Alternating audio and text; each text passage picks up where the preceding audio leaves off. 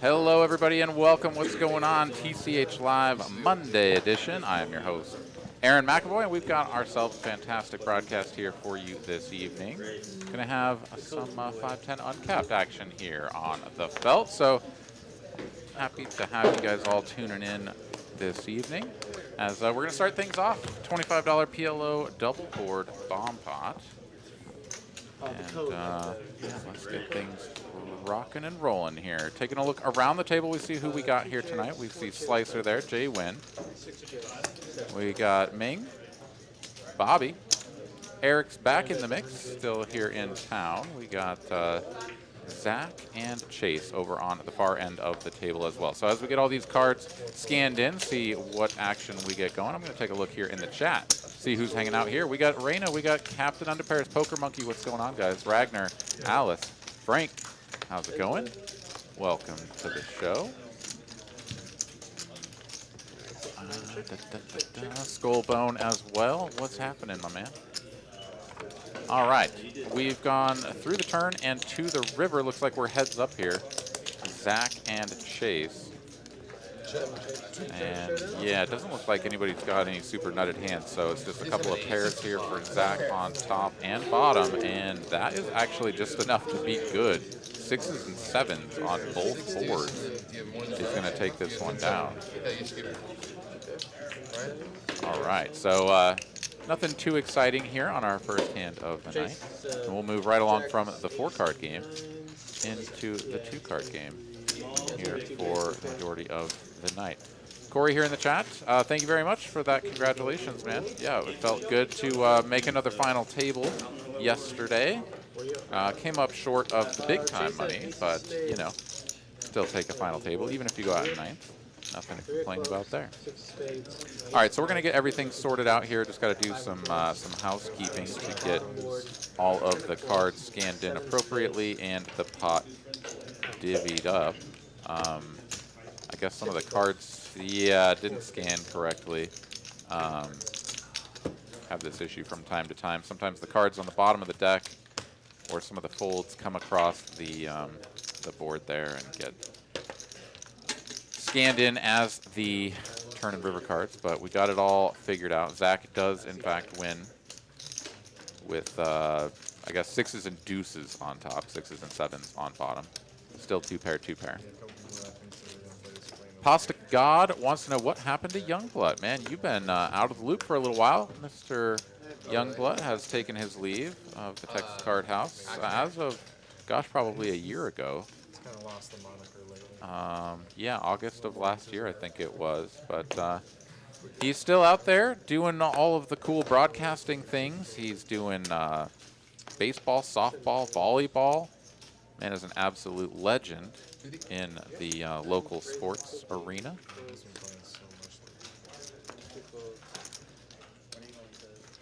Corey finished 21st. Okay, yeah, man. Yeah, no, we made some good runs there.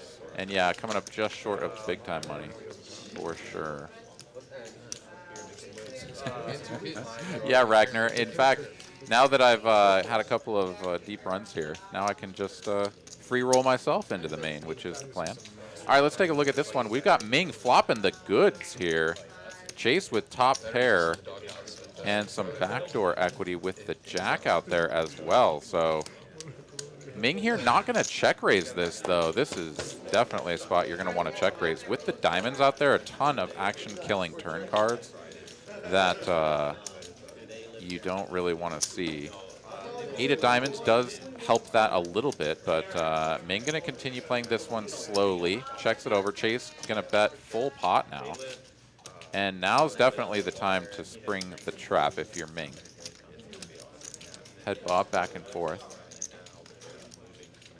And going to just call once again with the nuts and the check mark here. The problem is that, like, so often the river's just going to go check, check. Yeah, here we got a 7 of clubs, puts out 3 clubs, 1 liner to a straight. Ming, who hasn't taken the aggressive action anywhere throughout this hand, is now going to have to bet in order to get more chips in the middle. He's going to check it over. Chase will snap check behind, as he will with tons of value hands that are now super scared of everything. And yeah, Ming here, he'll drag the pot. He'll win 420, but definitely missed out on the opportunity to build that pot a little bit more. Sort of the standard operating procedure is when you have a really good hand, but it's vulnerable to being counterfeit, or even just have a scary card come out that your opponent isn't going to want to bet anymore, you kind of have to take the initiative up front. Anyways, Ming will drag that pot. We'll move right along. We got the 5, the 10, and no straddle here as of yet.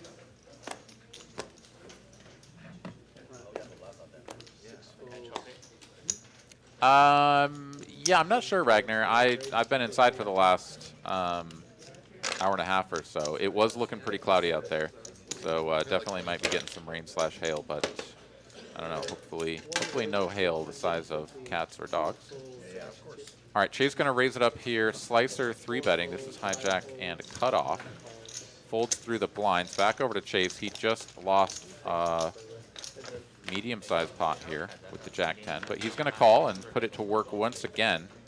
Comes 10 high, outflops his opponent, and Chase checks it over. Okay, I thought for a second he was reaching for donking chips, but he does check it over. Slicer will continue. When there's just one overcard like this and a low pair on board, you're certainly happy to continue building the pot with a hand like eights. Chase checks the turn, and Slicer has two options here. One is to check, the other is to bet somewhere between 1/3 and 1/2 pot, just to kind of charge the spade draws. If Chase has ace high with the ace of spades or something like that, you can sort of lure them along. But does check it back. Here we are, king of spades on the river, and Slicer looks to be getting out sort of hero calling chips. It's a small bet, so it's not like some sort of extravagant hero call, but indeed calling with the eight of spades is a little bit ambitious, and indeed Chase does just have the best hand with the 10.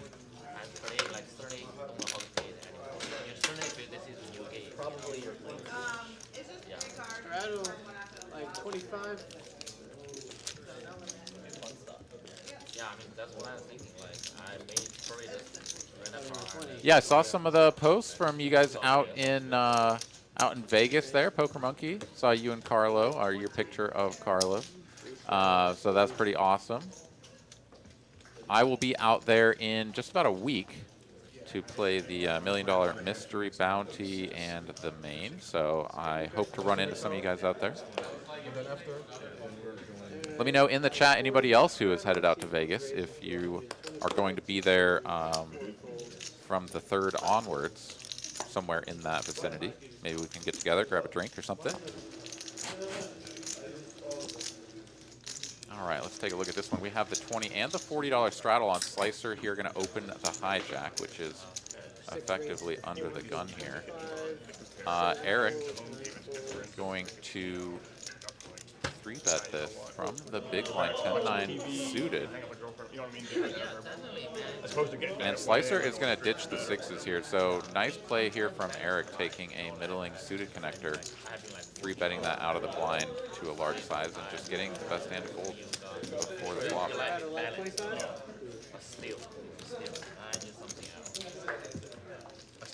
Ragnar says you can hear Carolyn in the room. Yeah, she's out there on the floor dealing. Her shift may or may not end in time for her to come and join me here in the booth. And unclear if she'll want to pull a double shift on the floor and in the booth, but we'll see. The invitation is out there, so we'll see if she accepts. All right, onwards and upwards. Folds over to Jaywin. Suited Choctaw nuts, not interested. Bobby here on the button, definitely a hand to open. Queen 10 off, up to 60 we go. I only got YouTube going on right now. Oh, I bought the membership in full mention last time about the premium membership for the YouTube. Yeah. Back over there getting massage from Gabby, licensed massage therapist from Texas Royal Touch. Always on hand here at Texas Card House in Austin to give you a good tune-up in case you got some tight muscles in the neck and shoulders. I definitely do. Gabby just worked on my neck and shoulders for about half an hour, and when we were finished, she was like, "Yeah, you need some more time up there," and I agreed. But unfortunately, had to jump back here in the booth. Didn't have time to continue. But I am certainly gonna have to get myself a massage or two before I go out to Vegas because, yeah, things are not quite as they should be up in the old neck and shoulders region You can here. choose where you put that. You can let the algorithm choose itself, or you can go in there and move it. I mean, Yeah, every makes time I sense interact to with do like this, a it cliffhanger. Yeah, like you want to leave them off at a cliffhanger. Yeah, exactly. does that. Yeah, it makes a lot of sense. Thought that I stepped on the hamsters, but it was a close call. I missed. They are still trucking along on the wheel. So you want to leave it in like the middle of a big hand. It makes a lot of sense. How do they pay you? Every ad that somebody watches, I get the commission.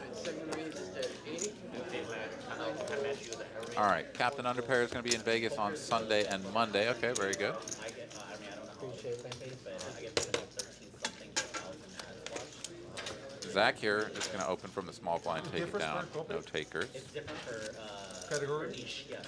Yeah, Like bro, wow. finance, think about it as finance is one of the higher paid ones. All right. I don't have a Carolyn Business conversion. or a Pratt to gamble against Just that they associate. Oh, yeah, I as understand. of right Okay, now. yeah. But, I mean, it makes sense. I go just ahead didn't know. I thought it was. and do gambling my own self. I'm sorry? You are first name. There's some strong correlation. Really bad. Ragnar, no, I will never be stressed by carrying around my tournament winnings. That is one thing that does not add stress to my life. Just I'm sorry? good vibes. Yeah, that's. I mean, I That's also suppose my- if I shipped the main event out in Vegas and had 10 million in cash in duffel bags or whatever, I might feel a little bit stressed out about carrying that around. But you know, those are some good problems to have. Just if you get a click, which obviously like a lot of money. All right, let's see if I can punt off 500 I have a TCH Live loyalty points, or if I can pick some up. A Chase versus Jay Win here. Jay Win gonna flop a gutty and backdoor diamond, so just go ahead and put out a little C bet there and take it down. Mine are all capped out. Oh, Brick City. You're right. Some have to be small. Yes. Yeah, 49. That's like the least favorite. I guess a 50 is the worst, right? Because it's right on the line and you still lose. You know, for me, I'm just a seller. Poker Monkey played the Colossus for 13 hours and then busted out. Yeah, damn, that is a grind. Someone's doing an hour ad. Those tournaments, those massive field tournaments, are just absolutely exhausting. I played the housewarming, right? It had 20,000 entries, and thankfully I was only one of those. Yeah, basically, yeah. And then, yeah, made it onto day 2, made a pretty decent run there, all the way like past the dinner break even on day 2. So yeah, that was a lot of poker as well for like 6 buy-ins or whatever it was. So yeah, no, you can make it real far in these things, and But even payout is nothing to shake a stick at, but exhausting. It makes a lot of sense. Doesn't the main event winner get a free week and some swanky Caesar suite? I mean, I don't know what they do. I imagine they attempt to court the final table players, right? By giving them perks and shit. And yeah, please stick around and gamble off all of your winnings here in our resort. But I guess I'll know when I make it there, and I will let you all know what they offer me. 2 chicks. All right, Jay Win here is going to finish with the best hand if we get to showdown. We've checked all this way. Zach is going to have to go for a rather ambitious bluff, as most of the hands that would make sense to bluff, he would have bet by now. I'm not sure if Jay Win can find the hero call anyways. If Zach just puts out like a little bet that's maybe like, yeah, I'm just going to go for some thin value here with my like queen 9 of hearts or some shit, and Jay Win may just sort of had to find the hold button. But yeah, Zach wouldn't have had a very good hand to represent. David, my monitor was left. Yeah, all right. So it appears that the hamsters have indeed fallen off of the wheel. The wheel has seized up, and I have no idea if all of y'all can hear me or not, but I'm going to continue jabbering along as if you can, because we have had some sort of catastrophic meltdown here. Go ahead and finish. So, yeah, let me know in the chat if you can hear me. Let the hand finish, that's and I'm just going to keep on going. Okay, can hear, but the video is paused. All right, so you guys are stuck in the same alternate universe as me, within which where Sal has sort of frozen in mid-action as he ships the pot to Jaywin with those pocket threes. All right, well, we're just going to continue along on a slight hiatus here. Yeah, so anyways, for those of you that don't know, I'll just go on a little humble brag, or not so humble brag, whatever. Made a deep run in the local tournament over the weekend. Got 9th place. Back-to-back final tables now, and a week out from Vegas, so feeling good, pumped up, excited about going out there. And hopefully a little bit of a different story than last, October, November. So I went on a decent streak right before WSOP last year, and more than a decent streak, like an absolute heater, and basically took all of myself out in Vegas, and then subsequently bricked off literally every buy-in, making one day 2 and cashing in no tournaments. So that was a pretty painful experience, but it came right after I had the nice heater. So it was sort of like, I don't know, it was nice and it sucked at the same time. I'm hoping that this little hot streak that I've been on is not mushing me for WSOP again, but we'll find out. And I will keep you all updated on the Instagram. If you guys do not follow me on there already, you can check me out at WordsAreHards on Instagram. At WordsAreHards. I usually just post pictures of my chip stack and, you know, the tournament clock and things of that nature. I'm not particularly sophisticated at the Instagram game, but I try to do my best to keep you all updated on how things are going and where we're at in the tournaments. And not get too distracted by keeping everybody updated, but you know, we do what we can. And yeah, so I'll definitely be doing that. As I said, I'll be out there playing the $1 Million Mystery Bounty, which is a 1K buy-in, and the top bounty on day 2. You only start getting the bounties on day 2, even though you enter the money on day 1. So the incentive is very much to make it to day 2, and ideally make it there with heaps of chips so that you can, you know, hopefully pick up some of those bounties. So I suspect it's going to play pretty wild.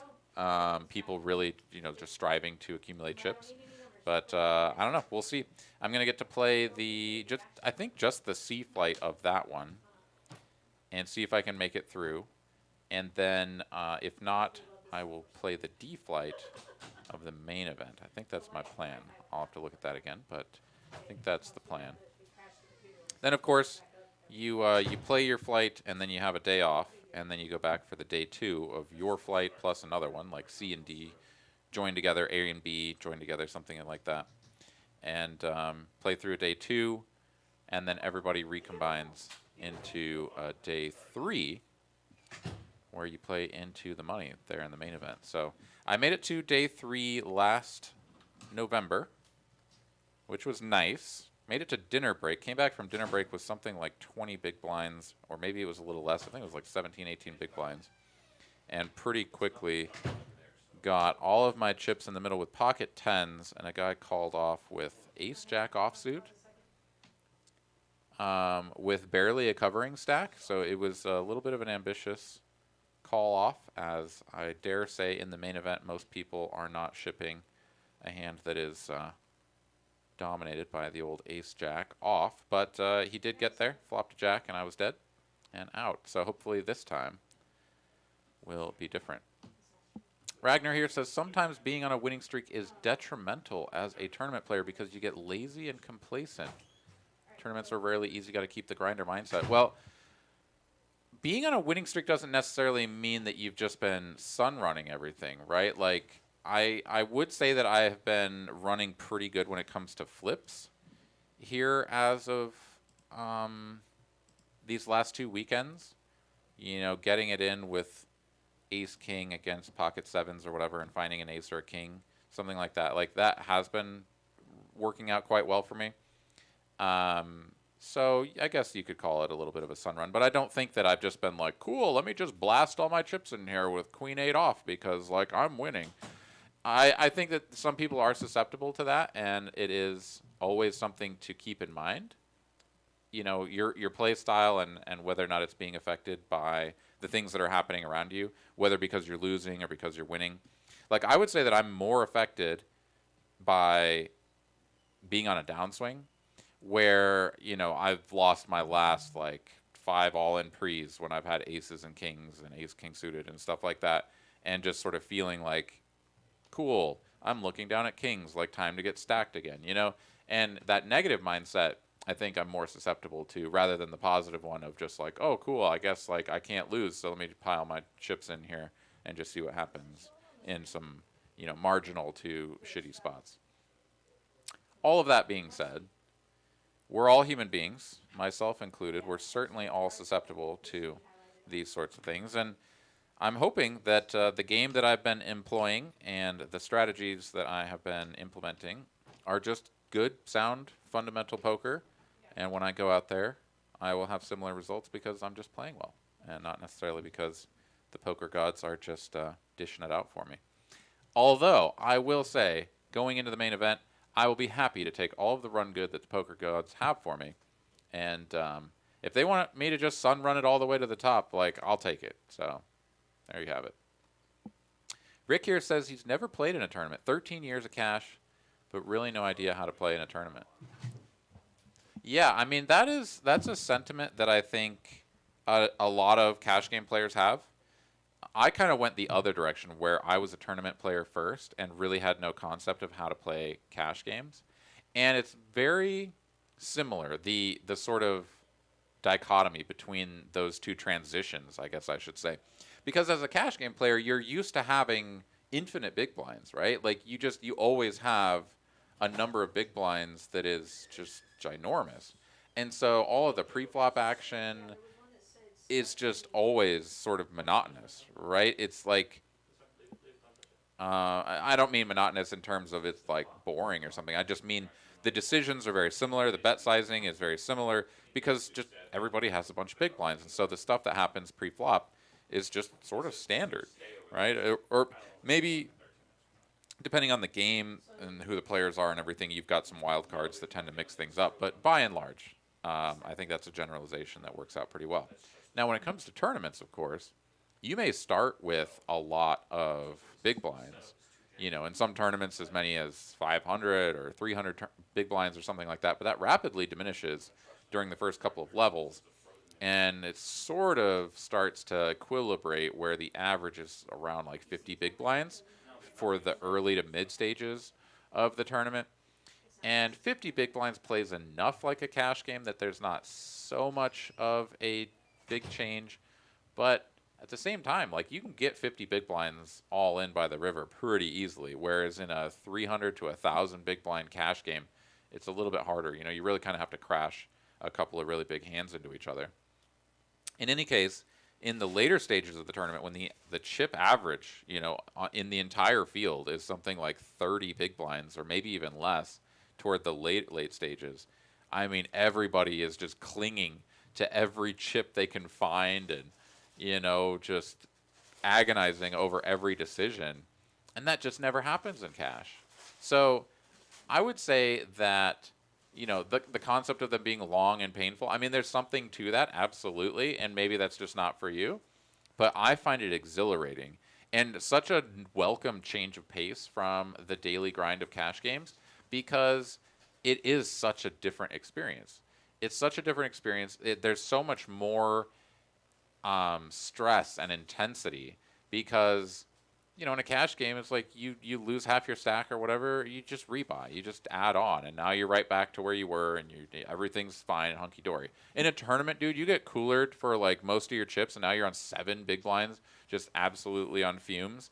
Like, now you're just like, all right, now I gotta, you know, conjure up my push-fold ranges and figure out how to get some chips back and not die, you know, because you got one shot after re-entry's over. Let's see here. So Corey here says the weird transition, still love cash more, but the tournaments are the nice change of pace. Yeah, man, absolutely. I think I think that a really good tournament player can play both cash and tournaments equally well and is well-rounded and well-studied in sort of both departments. Because, I don't know, I just think that there's so much nuance about the short stack game that is completely lost on most like pure cash game players that I don't know, there's some really fun little maneuvers and tricks and sort of things that you can do on short stacks that you just never encounter on deep stacks, and it is a ton of fun, super fun. All right, let's see, what else do we have here? Matt saying, been on a brutal downswing for those 3 months, and it wears down your confidence. Dude, I know, man. I have been there, and it is rough. It is rough when you just cannot seem to win, no matter how well you play. And all I can say to you, man, is that if you do it long enough, if you keep playing this game for long enough, you will learn how to persevere. But it is a challenge, and it is not one that I think anybody just sort of breezes through. Every once in a while, you find that person that is just like so carefree and positive and whatever, and they get coolered for the 97th time that month, and they just sort of shrug and smile and walk out of the room and just kind of don't even take it into their soul at all. And then there are those of us that are like, what the absolute F, dude? Like, how am I running so bad? What is going on? And it's tough, man. But sometimes we just have to take a deep breath and remember that this is a game that has a wide degree of variance in it. And sometimes we're going to get whacked. And sometimes we're going to get whacked repeatedly. So, yeah. Anyways. All right. So, I've gotten word that we are right around 7 minutes until getting everything back up and running. I do believe that the players have just been continuing along their merry way, playing poker in our absence. But we're just going to join them in session as we get things back up on our end. So do apologize to everybody out there for the hiccup here in the stream. Thought that we had worked out all of the sort of Windows update or driver issues from the previous software that we've been using, but apparently we've had something happen this time around that oh, lightning strike. Oh, okay. So we had a little power surge that knocked things offline. It was a Wi-Fi issue. It wasn't the computers at all. The network was off. All right. We had an internet connection problem, apparently. Yeah, so let's see here. Anybody have any questions for me? Drop those in the chat. Be happy to respond to those. Oh, yeah, just got a nice little boom of thunder from above my head. So the storm is definitely here. So let's see, what else can I ramble on about until somebody has a question that I can dig into? Let's see. So, something interesting. Well, let's just talk about rage rooms, because that's what you guys are chatting about here in the chat. I have never been to one of those. It kind of seems like a fun idea, you know, getting to smash stuff up. I don't know if I can remove from my mind the horrified concept of like all of the trash that they're just like generating, broken glass, and like you always see the quintessential like advert where someone is like smashing a printer, you know, it's like conjuring up the old scene from The Office or whatever, where they're just like going to town on that printer. And I just think about all of the heavy metals and things that are just being smashed out of that thing that are then just going to be distributed onto the ground in a dump someplace rather than having that machine be recycled. And I know that I'm just kind of a nerd in that way, but at the same time, that's where my mind goes. But it would be kind of fun to smash some stuff up. All right, kicker problems here. Going to Vegas for the first time this weekend. Dude, congrats, man. Have a good time out there. Hope you enjoy it. And you want to know where you should play first. Okay. So I am certainly not the, I don't know, the Vegas aficionado when it comes to the best games. But let me know, what are you looking to play? Are you looking to play just like pits and table games? Are you looking to play some poker? And if poker, what stakes? Because all that I can say is that I've heard good things about the Bellagio 510, which is sort of the stake that I would play out there. So I've heard good things about that. There's also, I think it's Resorts World 2.5. They do like an uncapped or a big buy-in, like a deep stack buy-in, something like that. And I've heard good things about that as well. The games at the WSOP, from what I understand, can be quite juicy. But one thing that I did discover is that the 510 in the whatever the hell that special room is, I'm drawing a blank. But the like higher stakes little room, it's kind of fancy and off to the side there in Paris, was that was a pretty nitty and shark infested waters. I wouldn't recommend the 510 there. So yeah, hopefully, okay. Kicker Problem says cash games mostly 2.5. Yes, check out the Resorts World and the Bellagio. I would say, if anybody else has any information that would improve upon my suggestion, drop it there in the chat for Kicker Problems. Let's see here. Lyndon Johnson wants to know two things. Will Phil Ivey win a bracelet this year? I mean, that dude is always like a lock to make final tables. And if Phil Ivey's at a final table, I mean, he's got as much of a chance as anybody else or more. So I mean, I don't know if I would take a wager on whether or not he's going to or not, because he only, well, he doesn't only, but he mostly plays the big buy-in stuff, right? The short deck is actually, I think, running tomorrow, the 10K short deck. So I suspect that he will be in the mix in that one. I mean, I think he's probably a favorite in that one. Although I have no idea who else is going to play it.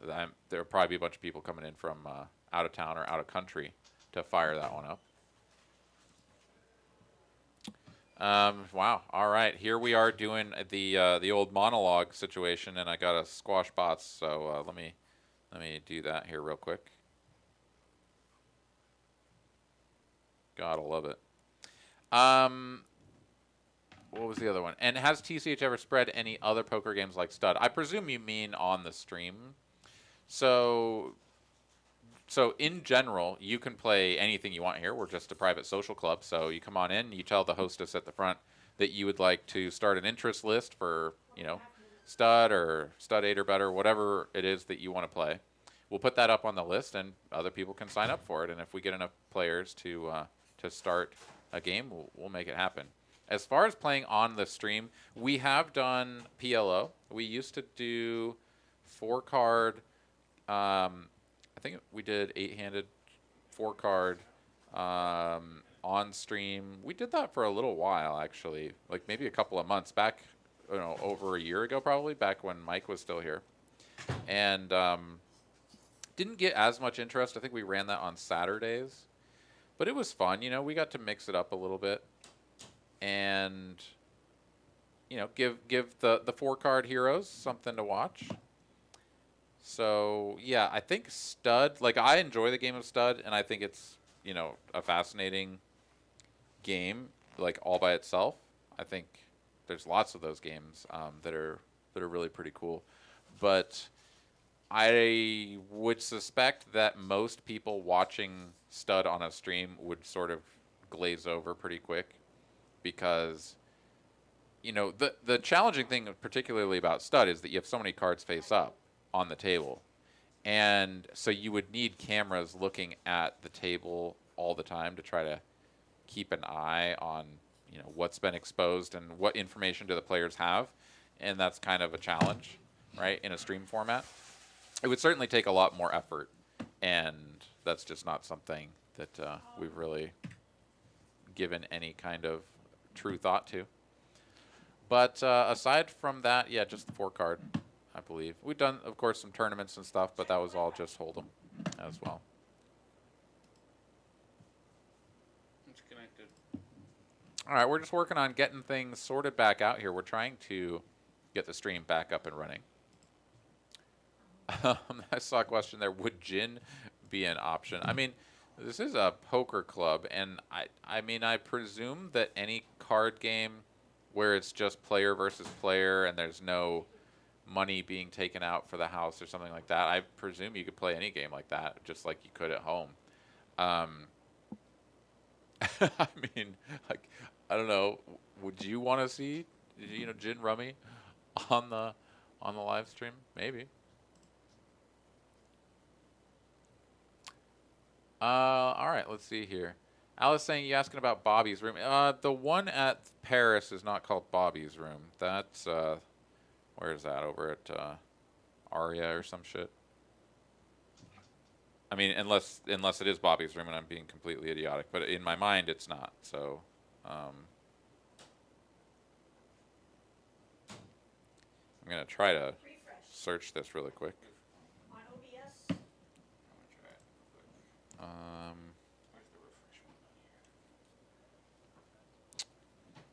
I don't know. I was hoping that it would just pop up as one of the top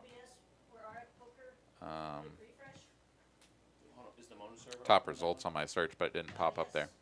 In any case, yeah, that 510 game, it was uncapped. Min buy was 500. Most people were buying in for a couple of thousand, and it was just like, yeah, nit regs left and right. And I did not run well. Every time I had something, my opponents had something greater. And, yeah, anyways, I would not recommend that in terms of, you know, everybody had, like, headphones on. Nobody was really talking as well, so it just wasn't a very exciting game. But, yeah.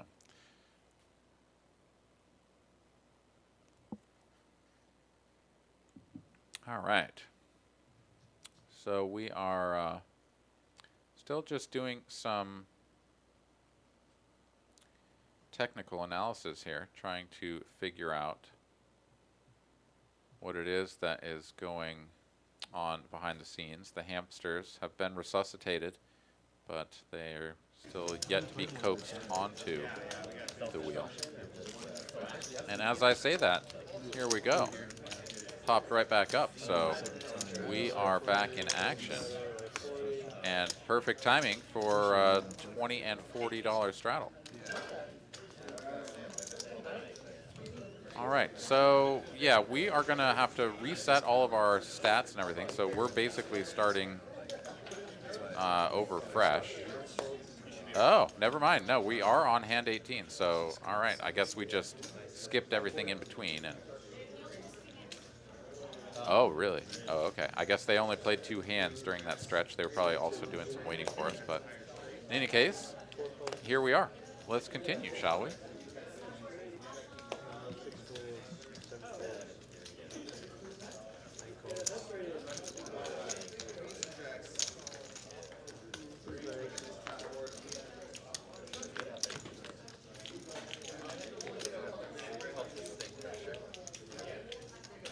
All right, 3 players here. Chase with the 7 deuce. Are we playing the 7 deuce game? No. All right, Chase, just for the love of the game here, getting in the mix on what looks to be just 1.5K in the stack, if that is accurate.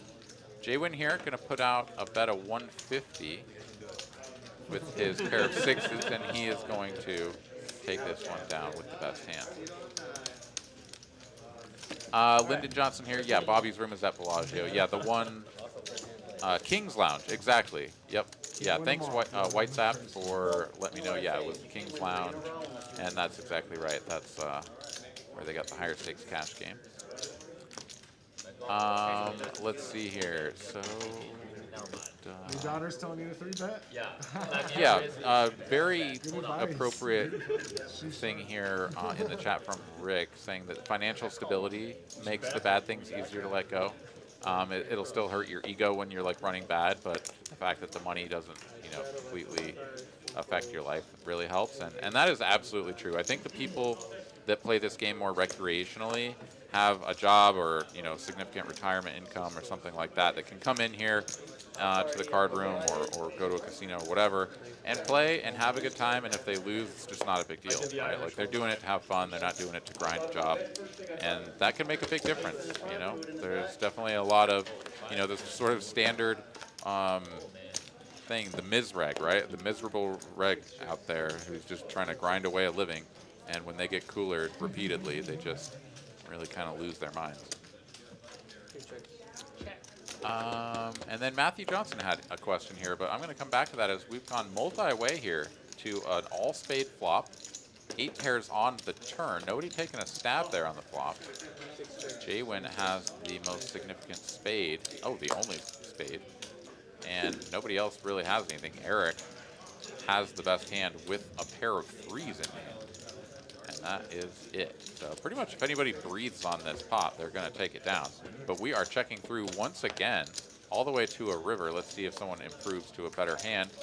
It is Jaywin. Chase also picking up top pair.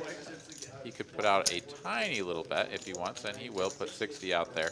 I think this is a little bit, I mean, it makes sense because someone will only call with something like a jack of spades rather than raise you. Whereas if you check to them, they may bet a little bit more than 60. But it's just always kind of gross. I mean, there's 5 players in this hand. I would not be betting the queen, even for a block sizing, just because it's like, I mean, is it really possible that 8 cards out there, there's no spade? Probably not. And is anybody even going to fold a spade? Even the 2 of spades for 60 bucks? I don't think so.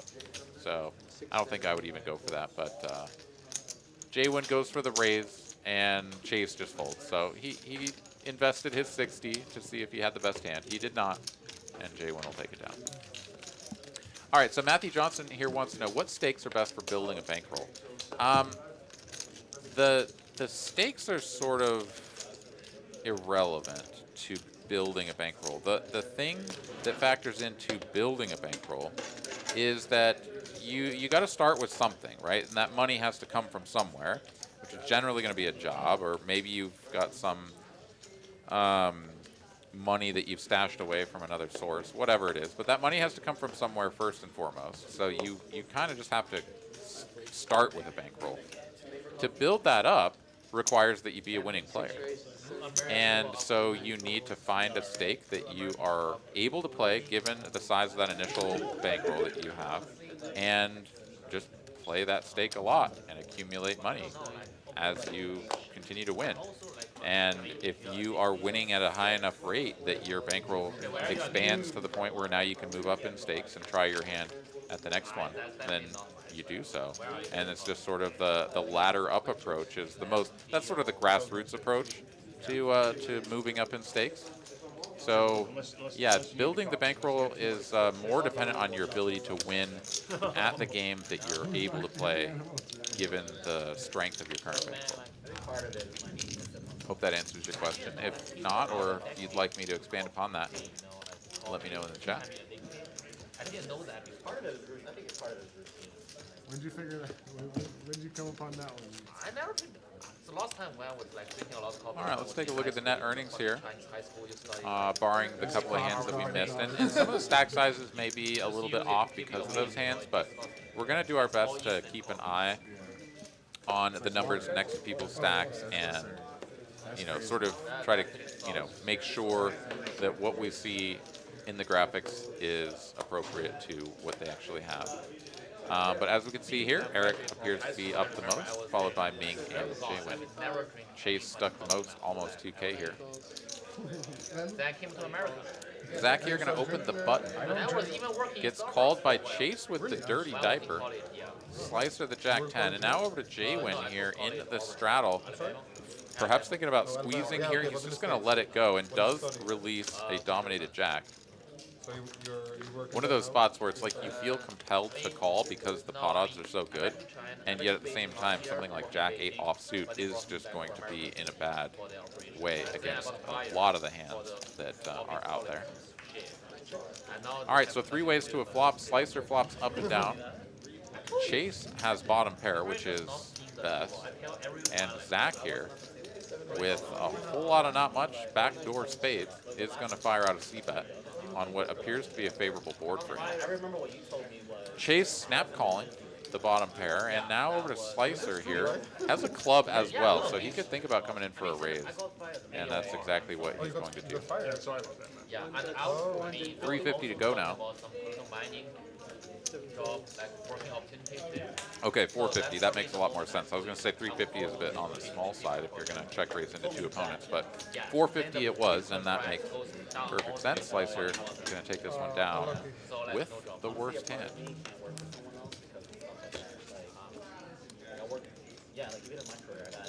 Yeah, here's a nice comment here from Stu. So start learning strategy while you're building your bankroll before you even decide if this is what you want to do. And if learning what playing poker really is. Okay, yeah, changes your mind. You'll still have a saving. If not, you have a good head start. Yeah, absolutely right. There is not much to what am I trying to say? The experience of playing and how it makes you feel is integral to what playing frequently and thinking about having a bankroll and all of that. It's really going to factor into that, right? If you really love the game and are thirsty to learn and get better, and you come out of the club dancing when you have a nice big win, like that's great. You're in a place where you can acknowledge and be cognizant of the fact that like you're enjoying this game, and if you can take the downswing, if you can suffer a beat and bounce back and go right back to the felt and grind away again, that's another aspect of it you're going to want to have. All right. All heart flop here. J-Win going to flop middle set. Eric here with the overpair and Chase in the mix with the Jack-5 offsuit. This was an open from Eric, a call from Chase and J-Win. And Chase, the only player with a heart. So checks to Chase. He bets plus 50. Going to get called in two spots. Eric with the overpair, but way behind. J-Win looking for the board to pair. No dice. It's a 9 of spades. Chase now picking up a double gutty to go with the Jack of hearts. That is crazy. Suspect this goes check to Chase again, and then Chase gets to decide how he wants to proceed with the Jack high. He's going to rip it all in here with his 800 remaining. So this is a slight overbet to the pot, and that is actually going to put J-Win in a little bit of a spot. He's got Eric behind that he doesn't have to worry too much about. Eric, a lot of the time, is going to have sort of a one heart sort of overcard holding, maybe like ace king with the king of hearts. They decided not to c-bet the flop, something of that nature. So he doesn't have to worry about that too much.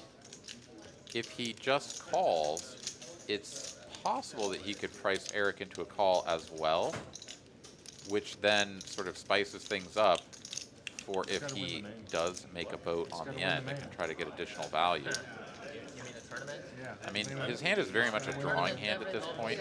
It's going to feel like, because, yeah, you have a set, and a set is good on a lot of boards. This is one of those boards where you kind of squint at it and you're like, oh.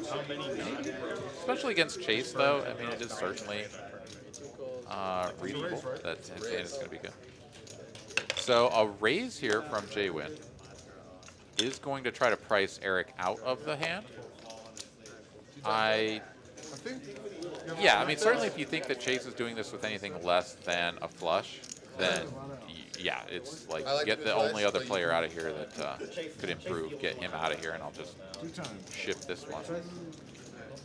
Anyways, does push Eric out of the hand and is going to go heads up against Chase. Looks like we're going to run it twice here. Chase looking for a 6, a heart, or a 10. Gets neither, or gets none of those things on either run out. And J-Win is going to scoop this with the set of 7s on the flop.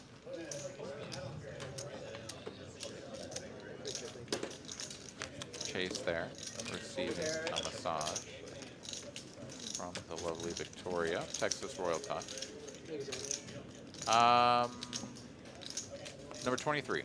Hand number 23 coming on up.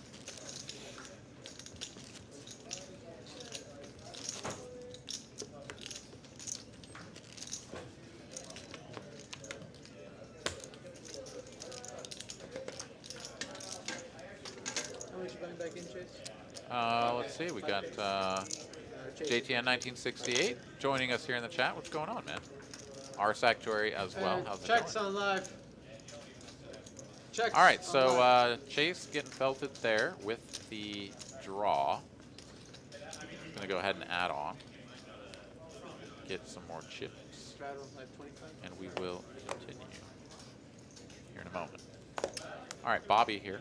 Put the $25 straddle on. Zach will come in for an open with the ace-king offsuit.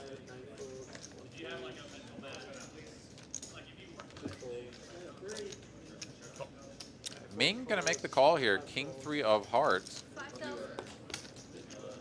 Bobby will complete, and 3 ways to a flop we go. Queen high, 2-tone. Nobody connecting with this board.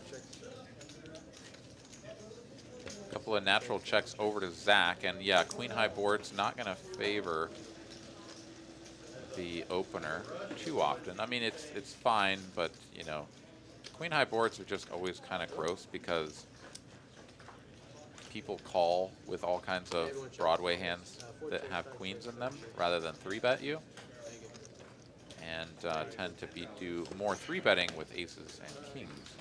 So queen high board's gonna always be a little bit more weighted towards the pre-flop caller's range. 6 of diamonds here on the turn, making things very connected. We're still checking all the way through. Zach is still best with the ace-king high, so he's just like hoping to get to showdown here. He's like, put a 5 out there. Oh, how about a 7 of clubs? That works too. 4 checks. And as long as nobody takes a significant stab at this, I suspect he's just going to check behind and try to win with the ace high. Bobby is going to take a stab here, see if he can get Zach to lay down the ace high. I mean, with no one betting, I mean, that's definitely what you're attacking here with this bet. Going for a large sizing as well, sort of announcing I have a 7 or a flush that I was sort of trapping with. Zach's problem, of course, is that he has a player to act left behind, where Ming could have something like a 6 or whatever, and I'm not sure if he can call if Zach calls. So it's a big bet, and yeah, his opponent's going to have plenty of 7s calling out of the straddle, so definitely a spot where you can just sort of ditch the ace-king. But given the way that that played, I wouldn't have hated a hero call. Of course, I can see the cards, and so, you know, I'd get to do a little fist pump for Zach and be like, yeah, I found the call with the ace-high. But when you're on the felt and you're facing that bet, it's always, you know, much more challenging than seeing it from up here. All right, Chase gonna limp the 7-4 after rebuying for 5K. Slicer here gonna raise this up to 200 in the cutoff. 6 queens, 7 folds. And Chase getting after it here. Got a blackjack hand, but he is gonna take off a flop. See if he can make 21. Makes it a couple of different ways, but does not connect with the board in any meaningful way. Slicer here, gonna go for a small continuation, 1/3 pot, I was and on YouTube that's today, gonna get the and all job of a sudden done. I see my own head as a thumbnail. Oh yeah, And then I was like, I made it, but then I remembered I lost, so I didn't make it. My editor does all of the thumbnail stuff, so he Oh, shows ours. yeah. All right, let's take a look at the stacks here on You had, the table, I've at least never, as we have them in the computer. So Slicer yeah. buying in for 10K, being very near that. Jay went about 7K. Chase, who just rebought for the 5K. Zach, But you had so many straights and stuff, but you 4.2. didn't Eric show. not far behind. Then Ming and Bobby rounding out the stacks. I blocked Yeah. it 1 time. Yeah. Bottom. Everything else was just All right, raised for value. 20 and 40 is on. Jay Wynn here, 4-3 suited. He has a particular propensity to play that hand, but not going to go for it this time from the cutoff. Played them all well, though. You got match value. Folds to Eric into the big blind, and Queen 8 suited definitely going to be good enough to open this up with a big blind effective of 40. Yeah, he's going to go 160. I think that's fairly standard. 4x out of position there. No takers, and he's just going to get that one through. Oh, and you had kings too when I raised H5. Poker Monkey here pointing out that Lottie is still in the MGM main event with 22 of 833 runners remaining, has 8K walked up, and going for the 220K up top. Let's go, Will Lottie. Hell yeah. It had been a few hours since I checked in on Mr. Lottie. He was still in last time I peeked in. Thank you very much, Poker Monkey, for letting us all know. And yeah, we can sweat him there on the Instagram or the Facebook or the Twitter. That man is very active on the socials, so if you're interested in finding out what Mr. Will Lottie is up to, you can find him out there on the socials. Do they have like a fixed scheduling? Like these days are always. All right, Ming here going to open it up to 75 in the cutoff. Bobby going to squeeze from the button. Yeah, but that's also what I heard. Like consistency, like people really Ming care about takes one off consistency. here. And they like to know, like, Yeah, hey, he's already it's called. Tuesday, There we go. today I can So heads up to a flop. Yeah, but there's like. Jack high board here, rainbow. Bobby with top pair second kicker. I mean, like be you going probably for a at one small point you C-bet. get a pretty strong community, which or people 150, which like to about watch you. 1/3. And I think for those people Standard. it's quite nice that they know And like. Ming they here like with the the structure. deuces. This is a pretty uninspiring also, hand like, I know which days all the you wanna time, come up and this board is no I know exception. that's a- However, Jack high and 10 high boards are reasonable continue spots. So I didn't really have a choice. I was like, Certainly 9 and 8 high boards going to be more favorable. This is a good turn card for Ming to continue But it's for their website. putting chips in the hand. it'll be on my. Bad for him this hand because Bobby just has it. And Bobby's going to play this one tricky, checking back. I mean, I guess it's not super tricky. 8s are going to be in his opponent's check calling range for sure. 7-8, 9-8, things of that nature. So definitely going to check that one back quite frequently. Ming gonna lead out here 230, and because of the small size here, I think Bobby I mean, structure is good for everybody. may be thinking about going for the raise. This is a spot where you raise probably with the intent of folding if your opponent 3-bet jams on you, because then they just have an 8 and you're just toast. But here, if they ever have a jack, particularly something like ace-jack, like they just can't fold, and you can get value. Same likewise goes for a king. So Bobby there going for the not quite thin value, but certainly a spot where you raise, and then if get re-raised, you're kind of like, oh, yeah, well, we went for it, and that kind of sucks. And, I mean, hell, depending on how you feel, and having top 2 there is a very strong hand. You're But now there's so many people, I just kind of get sort of burned out. Because folding top of range if you do fold to a 3-bet. So perhaps he was ready to just go with it. Had his opponent raised him anyways. Never know. oh yeah, no, definitely. Moral of the story there is that you always want to have a plan for what you're doing. Certainly you raise in a spot like that where your opponent has a lot of the 8s and you don't. You want to be prepared for what they One do. of my favorite guys, kind of like Or prepared for how to handle a 3-bet. so funny because where he plays, that is like so many poker rooms across the West. At least 150 hours. It's kind of more relatable than other ones because I just see like the guys being underdog like these 60-year-old men. All right, ace high board here You gotta start with diamonds. 1-7. Chase here has the Jack 10 offsuit yet again.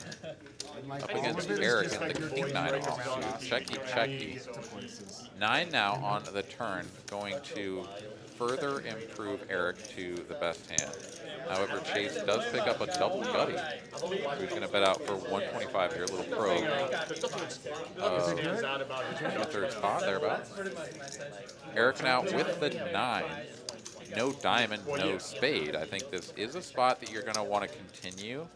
and it's kind of gross because you're going to still fold on a lot of rivers. So if you're not willing to call the river when it comes to some sort of blank, non-spade, Chaz is good non-diamond, at winning flip. then yeah, I guess Hands you he just let plays it go playing now. against these other guys, you know, like all local ranks and Add everything. on another 1,000. He got me like, he just in the flop. Every, no sweat. But it's definitely tough to stand out. I get tons of crap on my YouTube when I open them. It's bomb pot. Bomb pot. Ah, we've got Mr. Eric joining us over there in the 3 seat. Yeah, one hand is I got. So we'll see what he's coming in, what moniker he's coming in under. The other hand I got a check 7. He got an excuse.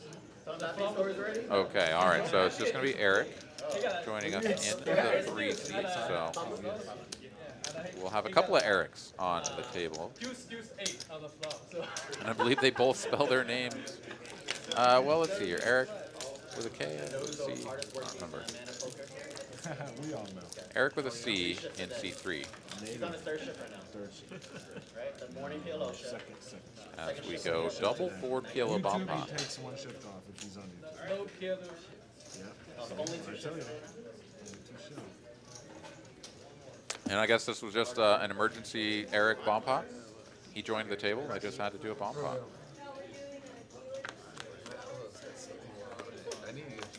Oh, dealer changes every 2 hours, so bomb pots every 1. Okay, all right, makes sense. All right, Chase here with all the clubs in the deck in his hand.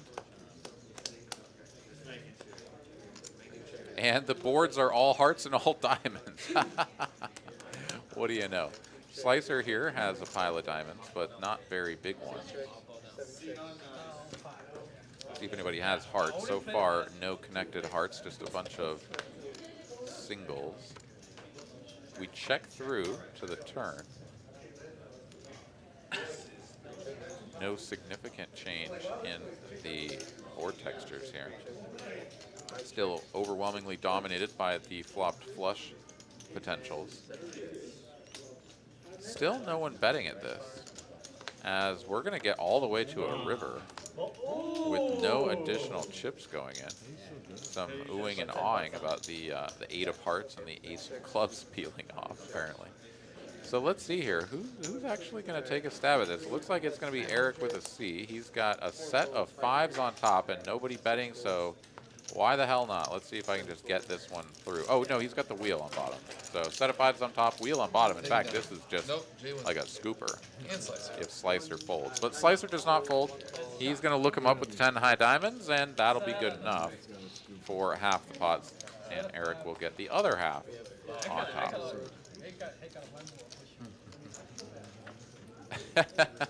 Sal pushes the 1 card that's on its face over towards its owner and is like, you kind of have to turn that one over to win. And Slicer obliges. There we go, chop it up, and let's move right along. Let's take a look at some V-pips here over the first 30 or so hands. 27, I suppose. Chase here playing 58% of hands, so he's getting after it. Slicer and Eric with a K, along with Zach playing just about 1/3 of the hands they see. Ming not too far behind. And then Jay Wynn, Bobby hanging out down around the Lottie line. Of course, we've only got 28 hands here, so not a lot of data points. And of course, Eric will start blasting before you know it, and that man will get his V-pip pumped up as we go.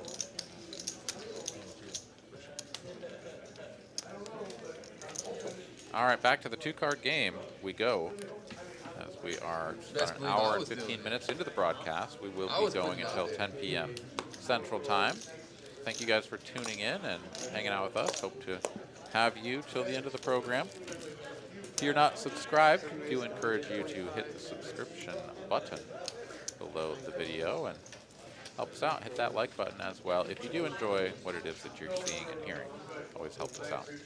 All right, Zach here on the button, going to open with the 6-5 offsuit. Gets called in 2 spots, both Chase and Eric, with an offsuited ace. Going to peel off a flop. All right, Queen 10-6, 2-tone. Some natural checks over to Zach, incoming. And with the bottom pair and the best hand, Zach is going to put out a C-bet. Chase has a very bad hand and is going to let it go. Eric, a similarly bad hand, will follow suit, and Zach going to take that one down.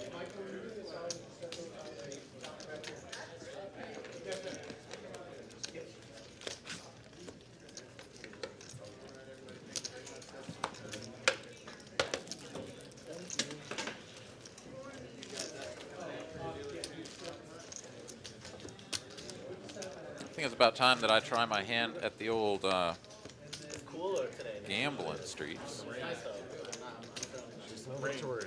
Rain outside. Oh yeah. Oh, so it's, yeah. It's See what we can do here. Last time bricked out on a 49. See if I can do a little bit better this time.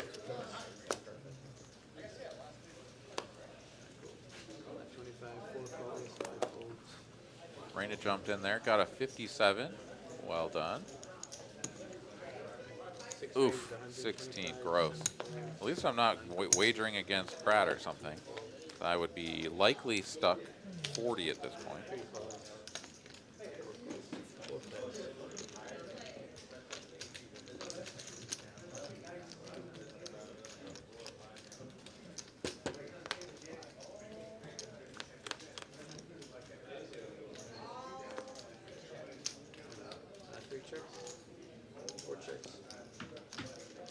All right, 4 players to this flop. Ming here gonna flop a club flush draw.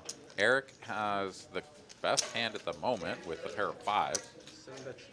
Eric and Chase in there with just some overcards to the board. Natural checks over to Chase, who I believe had the pre-flop lead. Did not quite see that, but he is gonna bet 280. Eric makes the call with the middle pair, backdoor hearts, and now Ming with that club flush draw is going to make the call as well. Eric here, of course, with a whole lot of not much. No diamonds in sight. Is just going to let that one go and then run off to perhaps find a beverage or something of that nature. So here we go, 3 players to a turn. Ming looking for a club. Chase looking for an ace or a jack. Comes a queen, and now 2 pair here for Eric. He's looking at the stack here, as he has just about pot in his stack. So yeah, he's just gonna donk jam this with the 2 pair. Ming picks up top pair to go along with his flush draw. Still has Chase behind, and he's sort of already indicating that his hand is not the strongest with that sigh. I mean, it may not matter if he decides to just go all in, which I think is really the only play here. Eric, I mean, he could be doing this with some sort of ace deuce of clubs or something like that that didn't raise flop. I mean, I guess I don't know exactly, but I think queen nine, yeah, you certainly have to do it, put in at least a call. I think the jam is really the only way to go, though. As if your opponent or yonder had any sort of connectivity and was like, oh, well, I guess I'm priced in if it's just pot to call. But in any case, Eric is all in with the best hand. We're going to turn these hands over and decide if we're going to run this once or twice. Not exactly sure, but let's find out. Ace of diamonds, we're running it more than once at least. So, okay, 1 for each player. Run it twice. We get the club flush here for Ming on the second run out. And Eric will win the top board. So chop it up between those 2 players.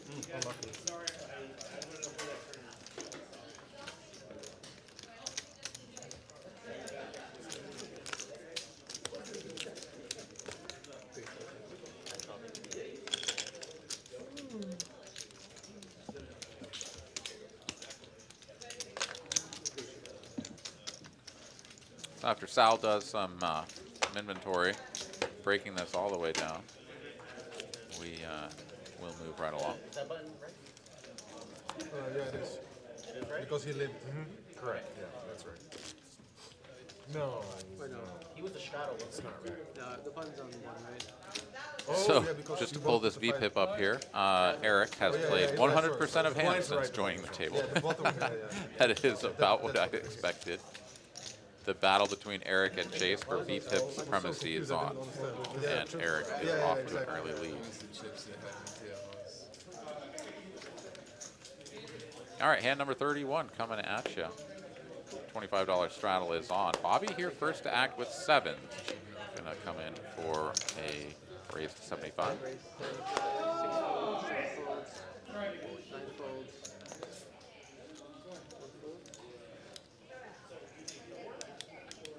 Zach with the epic mustache and the yawns over yonder. All right, Eric will maintain 100% VPIP. Going to make the call with a couple of 5s, and Ming is out of the way with the Jack-7, so it's a battle of the pocket pairs.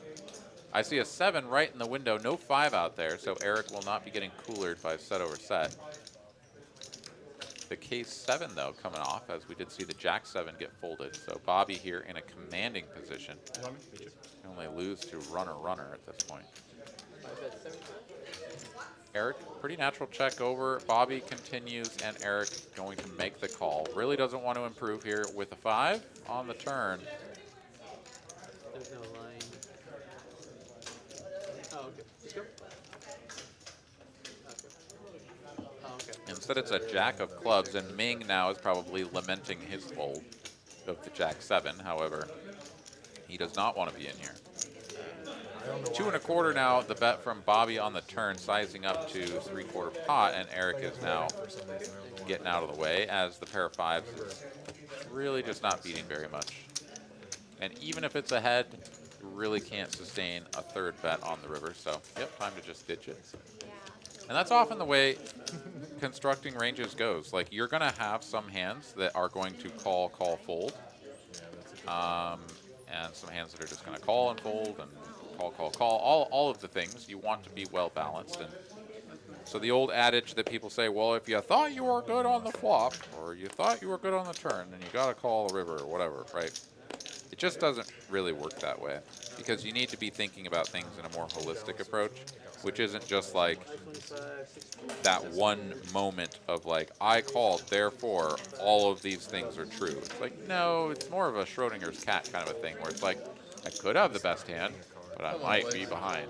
And I'm expecting both of those things to be true simultaneously, because I'm thinking about my opponent's entire range. And I'm going to be beating some of it, and I'm going to be behind some of it. So then when you call on, say, the flop there, and of course a Jack came off, which is like, okay, that's maybe another scary card. But even if it had been a 2 and his opponent continued, right? Like, your hand is losing to a certain percentage of your opponent's range, and you're ahead of another percentage. And you have to factor in all of the different hands that you're going to make it to that turn with, and decide if 5s are actually worthy of continuing to call. Certainly when the Jack peels off, it's a pretty easy decision to let the 5s go. But yeah, that's sort of the standard thought process there anyways. All right, we're on to the next hand. Let's see what we get going on here.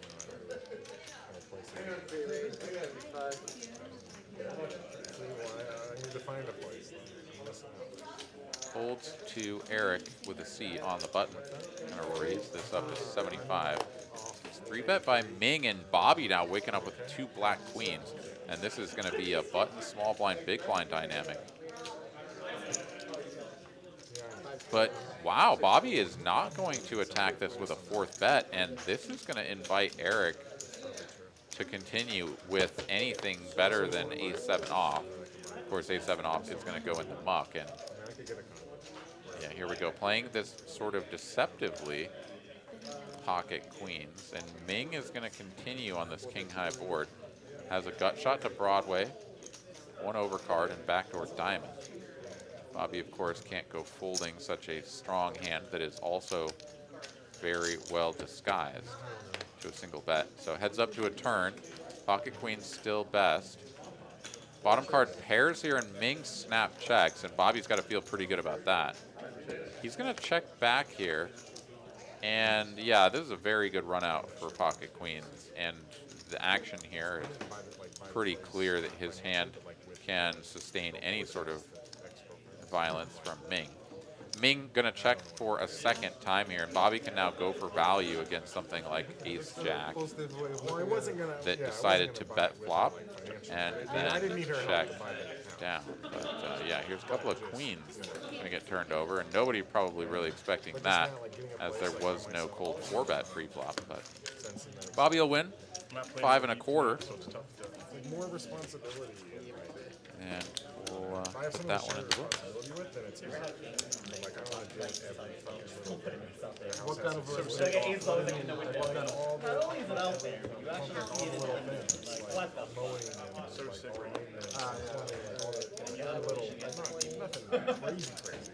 I got this stuff doesn't enter in the apartment. You don't do it. I did learn one of the things about me becoming a better player was And you just have less square footage. All right, Eric is down to 80% BPIP for anybody that is wondering. you have to He keep did not play But some people one of they the I like the low maintenance houses. Yeah, I know. I could just. Oh yeah. like I used to shut down right. I used to shut down right away. Fat Burp asking in the chat, TCH in Dallas and Austin. Yes, there are those locations, as well as one down in Spring, Texas near Houston, and another one out in the Rio Grande Valley. You can get away relatively cheaply. So 4 TCH locations. This broadcast, of course, coming to you from Austin, as you can see there on the felt. Our Dallas streams come to you from Dallas, Tuesday and Wednesday. So tune in for those on Tuesdays and Wednesdays, and broadcast here out of Austin on Mondays and Thursdays. All right, a raise to 500 here. Chase gonna make the call.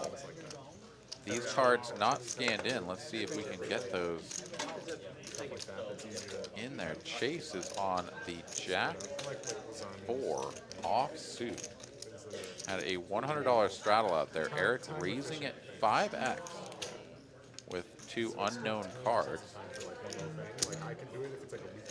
Gonna c-bet here, and with Jack 4 on this board, you just have no reason whatsoever to continue. So Chase is going to give it up, and we'll never know what Eric had there, but massive open size, even from the small blind. I respect it, but that's pretty cool though. For you. Lance or not here in the chat. Hey, what's going on, man? Fun playing with you on Thursday. Yeah, absolutely, man. That was a fun game. I wish I had run a little bit better because I got a little bit tilted, being card dead for so long, and then J-Win certainly was running good. But yeah, man, that was fun. Look forward to seeing you in the future. Oh, you'll be back on this Thursday as well. Cool. I am not on the list, so I may see if I can be an alternate for that game. But as of right now, not on the list to play this Thursday. Okay, 3 raises all in. Anyways, good luck in there. Hope you fare well. Folds, 5 folds. 6 folds. Cool, very good, man. Yeah, look forward to seeing you on the belt. Pez joining us here in the chat. Hey, what's going on, man? Sorry you couldn't join us 1970. on the Thursday stream last week. Was looking forward to hanging out with you and getting to play with you, but Eric here is going to go all in with pocket 4s.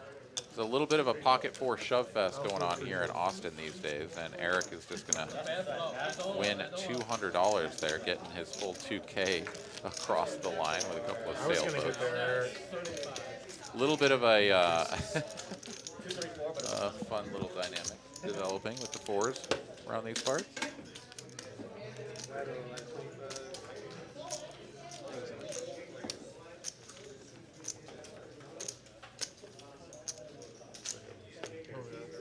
Yeah, after the stream, yeah, J-Win, yeah, turning the set of 4s against me. That was pretty brutal to stack me, but yeah, J-Win, just like anybody else, runs super good, super hot sometimes.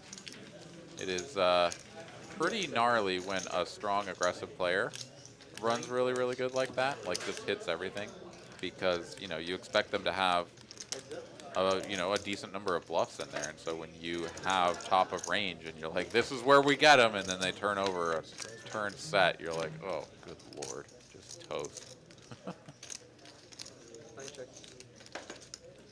That's the way it goes.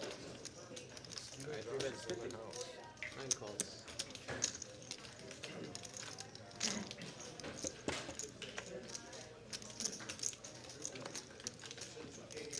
All right, couple eights and a deuce on this flop. Chase here makes the best hand with his 4 deuce offsuit out of the big blind. We're just checking though, this pot not getting built up, and now here Chase is going to put $50 out there, and this definitely should get called by Eric, and does.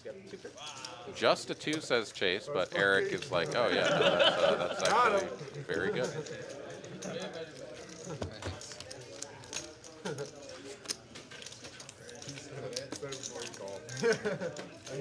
Levi saying, didn't Chase straddle the 200? He may have. Maybe it got put into the graphics incorrectly, so that would have made the 500 raise a little bit more rational. Great, guys, come on. For sure.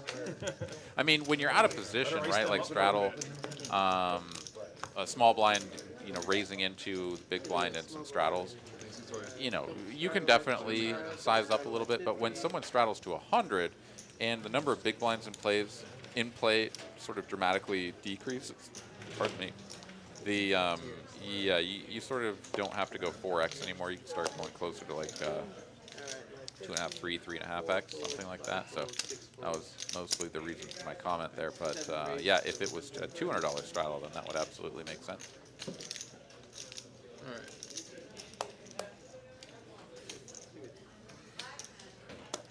All right, the 25 and the 50 are on. Zach, you're going to raise the button with 6s. Chase will make the call here with ace-10 off, and now Jaywin with king-8 of diamonds has to decide if he wants to play this one as man in the middle with a call or do something spicy.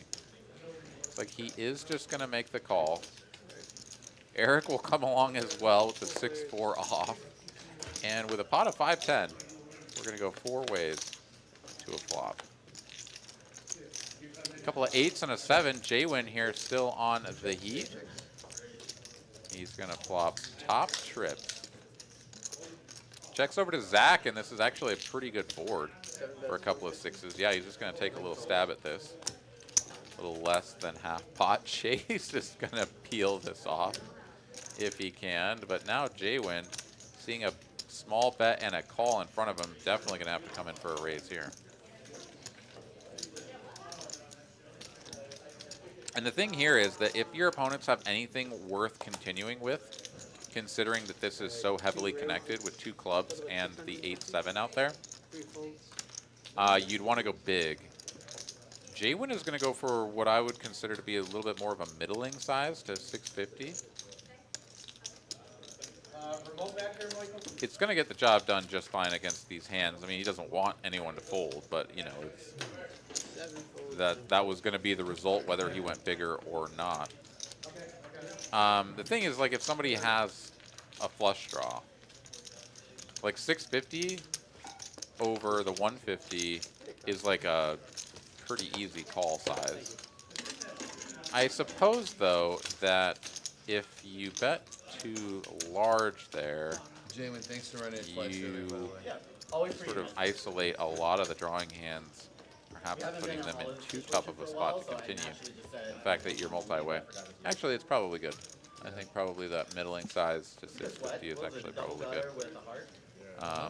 Get to do that with your bluffs and your value there.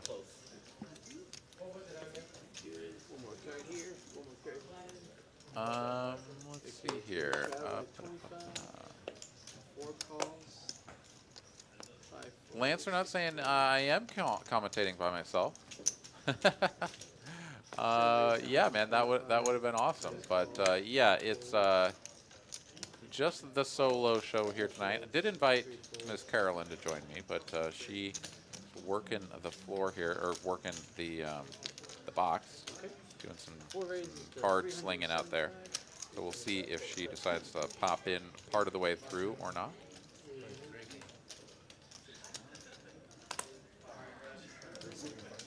71st order bet.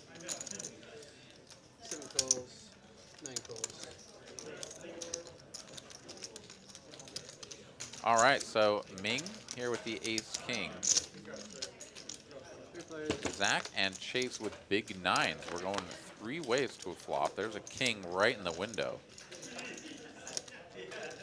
So top here for Ming against 2 opponents. Zach has whiffed this one super hard. Chase here with the top pair, unlikely to be going anywhere. Half pot size bet here from Ming. And Chase quickly making the call. This pot has swelled to 2.2K. Ming with just under a pot size bet remaining. Harmless 4 of spades here on the turn. Ming is going to rip it in, and Chase now with a decision. He doesn't have a spade, but I think he's played with Ming enough before to know that Ming isn't just going to do this. This was 3 ways to this flop as well. So maybe every once in a while you can take a little stab or something, but to continue It's 21. for a jam here is pretty strong. Chase should be thinking that Ming is likely to be doing this with something king jack or better. And yeah, king 9, I'm just not sure. That, I mean, the one thing that you have going for you with king 9 is that you unblock the ace jack and the ace 10 bluff combos. But that's from like a GTO standpoint. You kind of have to throw some of that stuff out the window when you're up against someone like Ming, who's going to play a little bit more straightforward. And this is, of course, not a slight or anything on Ming. It's just to say that I think Ming tends to play his hands a little bit less, you know, GTO, you know, trying to hit all the frequencies and stuff. So I think, yeah, Chase is able to find the fold here. This is a good fold. I think Chase has read this situation quite well.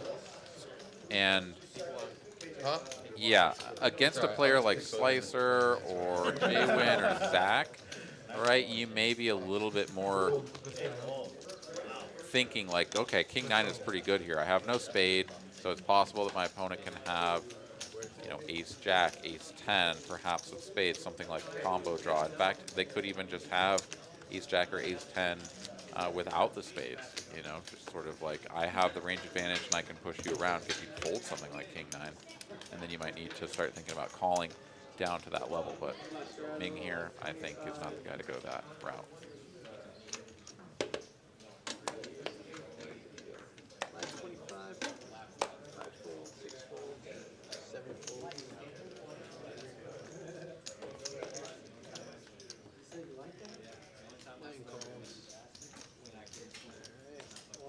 All right, the 25 is on. And let's see. Chase limp, Slicer raises, getting all of the action caught up here. And Chase is going to go for the limp call here. The 8-6 offsuit. So Chase really hoping to find some favorable flops with some less than favorable pre-flop holdings. Comes queen high disconnected. Checky, Chase. Sorry, Slicer not going to take a stab at this one. Does have plenty of turn cards that would have given him an ability to continue betting. I think 10 high is not a bad hand to go for it there. But does just go for the delayed c-bet on the turn, and because Chase just had absolutely nothing, and in fact 10 high was good, he's just going to take that one down.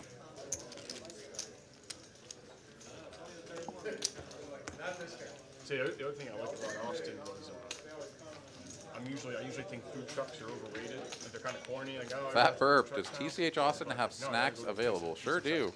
Yeah, up at the front counter there, at the front desk, we got all kinds of good stuff. I mean, you got different candy bars and chips and jerky and, man, cookies, all kinds of stuff up there. So absolutely, if you got a hankering to get your snacking on, we definitely got you covered here at TCH Austin. All right, onwards and upwards. Let's see what we got next here. We got Chase Because someone raising it always up told me, this like, time. the food Not trucks gonna here, limp, it's a good but thing. Jack I was 8 looking off at some is Italian last night, and I was just looking worthy around. I of always placed getting that in the had mix. these huge reviews and many. Eric with a C says your B-pip's getting a little bit too high. I need to get in the mix here. I like it. I comes like Jack drinking. high. I don't like, particularly like beer. And both players going to flop top pair here, so this could get ugly. Okay. Eric with 1.8K, the effective stack here. Oh, wow. Bet and a call here. Eric in Oh, that position sounds with the really top good. Like, pair. you can combine it, yeah. It's The saying- 9 it of saves clubs, them they're going to all flip-flop the outs now fees and regulations to for running their own improve. kitchen out of the brewery. They just focus on brewing Chase beer will and continue betting his top pair to the tune of 300 into just about 5, so 2/3 sizing. I was surprised. Food trucks were pretty good. Eric now, I think, a pretty clear call once again in position. You know, but Raising with a hand like Jack 10 doesn't really make a lot of sense. Like, your top pair hand is good a lot of the time, but my goodness, Eric is going to lay this down. I really don't know about that. You have equity to improve to a straight with an 8, and your hand is just going to be good a lot of the time. I'm really not too sure how I feel about that one. I guess that is a read that was perhaps incorrect by our man Eric. Going to go ahead and take a look at the VPIPs as the battle continues between Chase and Eric for the pole position, 63 to 58%. Eric dropping dramatically as his 100% has fallen off of a cliff. Jay-Win holding the Lottie line down at 14%. Bobby just above it. Rest of the players in more standard spots, 26 to 32%.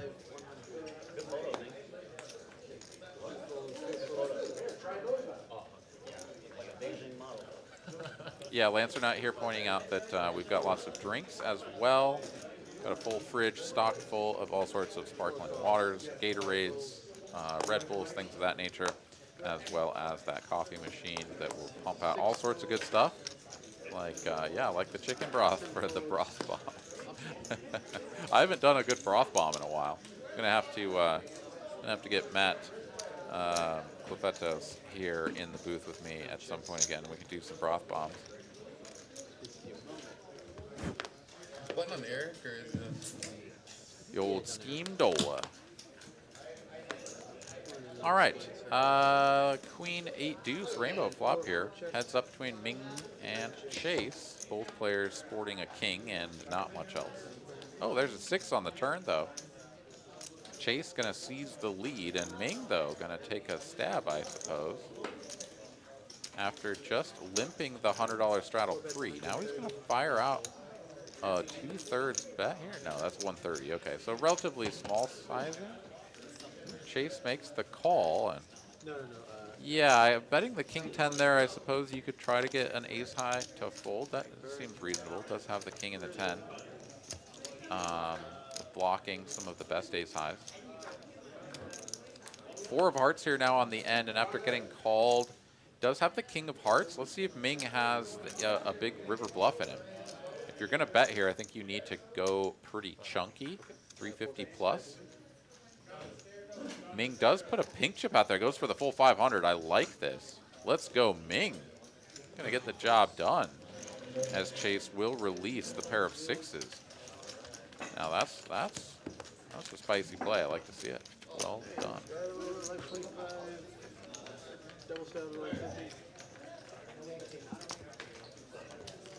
Need to do a broth bomb for good luck in Vegas. Well, if that's what it takes, I will do it.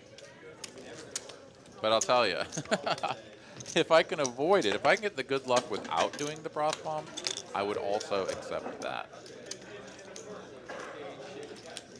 All right, Chase here playing one more hand, so his VPIP will go up a bit higher. 25 and $50 straddle is on. Slicer here first to act, and this is sort of what I expect to see when the straddles get larger and larger and the effective stacks get shorter and shorter. The opening size starts to shrink a little bit. Generally speaking, on the 25, you see people opening to 75, a 3x open, but here on the 50, Slicer going to go for the 2.5, which makes a lot of sense. Eric with a C, going to make the call here. after Jaywin flats with 5s. Ming will follow suit with the same hand as Slicer. And whilst everyone is sort of priced in, even Zach with the unsuited connectors is just going to go ahead and get out of the way. But Chase here playing the Pratt special, the 4 deuce off suit. And none of his opponents have him dominated. So the 4 deuce actually looking pretty live. Not anymore. Zach folding bottom 2 pair. Eric flopping the joint. Both Ming and Slicer going to pick up top pair, top kicker. So definitely could see some chips going in here between 3 of these players. Chase and Jaywin have not much reason to continue, so I suspect they'll be getting out of the way as soon as someone takes a real stab at this, which is first going to be Eric. Half pot with the nuts. Ming top here. Absolutely going to be continuing, and he is going to continue as a raise, and a big one at that. This I would not recommend. Quick folds through. Slicer, not even moments hesitation getting out of there with the top pair, top kicker. And yeah, Ming is like, wait, what do you have? Oh shit, you have me crushed. And Ming is going to need running cards here with the 10 and an ace already missing. This is going to have to be something super gross like running 7s or 6s. Eric, a relatively short stack though, so this won't do too much damage to Ming, but it's not going to feel great to give that man somewhere around 1,500.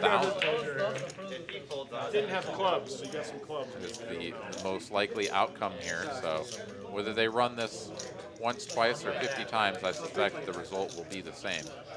Eric getting the double up.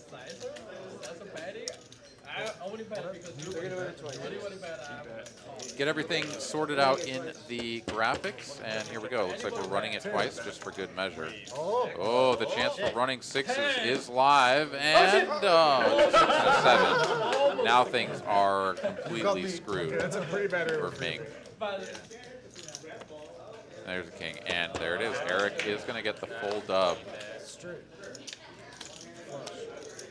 And Ming will chip down to just about 3K. Always feels good when you flop the joint and someone raises you huge. Like, just like basically puts you all in. You're like, yes, please. I would love to do this. We agree. No more bad beat stories for 1 month. 1 month. No way. Sounds like a prop bet incoming. No bad beat stories from Eric or anyone else for a month? Can you do it? 500, I think I can do it. 400 or somehow, but raise here from here. I don't pull the flopper straight. All right, so Eric will stack his newfound winnings ore yonder. And we'll get ready for the next hand here. Let's take a look at the net earnings after that last clash of the Titans. Chase here stacked early and rebuying and taking some more damage from a little over 8K in. He's down 5.5. Jaywin up the most, a little over 2K. The 2 Erics up around 1.5. Bobby up as well over 1K. Everyone else stuck a little bit or a lot of it. All right, Slicer raising and getting called by Eric. Raised by Bobby with the ace-jack off. Chase no love for the game this time, as facing this action you don't really want to get in the mix, even if you want to meme on somebody with 7 deuce. Everybody's going to fold, and ace-jack off is just going to go ahead and take this one down.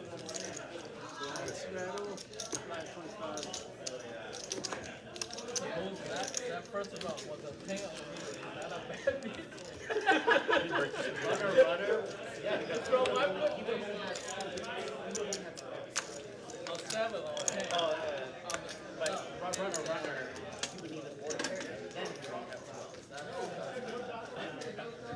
Some discussion about that hand with the 9-8 versus the ace-10. Exactly, but all I know is Talking about the different ways that Ming could have gotten bailed out. And yeah, when you are single paired and your opponent has straight or better, it is real hard to catch up. But we've all seen it happen. I'll tell you, one of the sickest, nastiest things I ever saw was Cord Garcia, fantastic tournament poker player, a really nice guy. Gets it all in and behind on a flop of queen, 7, deuce with ace queen. His opponents have pocket queens and pocket deuces. He needs exactly running aces to win the hand, and he gets it. Pretty sick. All right, 7-7 deuce on this one. 2 hearts. Third heart peels off on turn. Heads up between Jay-Win and Ming.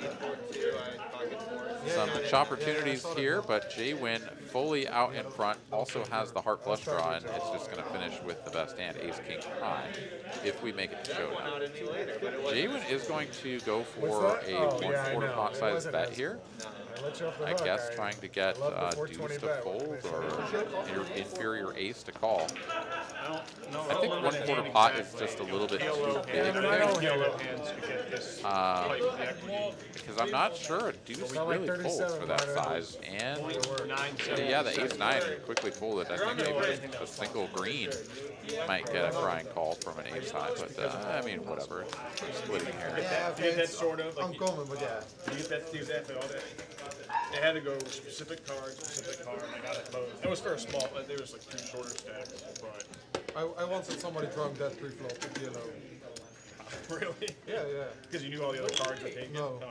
No, he was just like really short stack. Yeah. Like really short stack, and he had 4 kings in his hand. I had aces. So yeah, then you're drawing them. But he had like. That's right. I didn't think about that. Yeah, you're right. He just had like really like a couple big Chase lines. still winning But I mean, the it was funny to see like V-pip 0% race against pre-flop. Eric with a C. Both Jay-Win and Bobby now a couple of percent over the Lottie line, however. So no one lurking too far down. Yeah, but he was Eric just with a short K stack. here, going to wake up with ace king offsuit in the cutoff, raise this up. 150, 7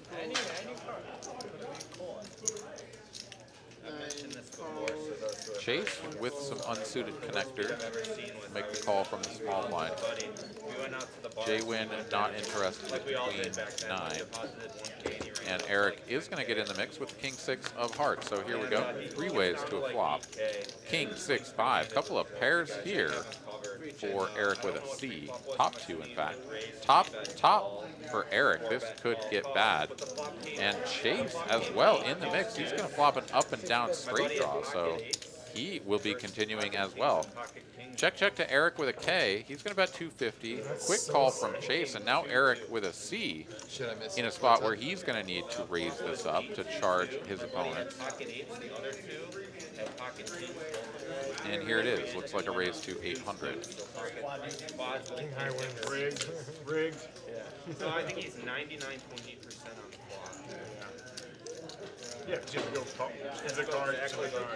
That's what it was in this PLO hand I had. This is a pretty ugly spot for Eric.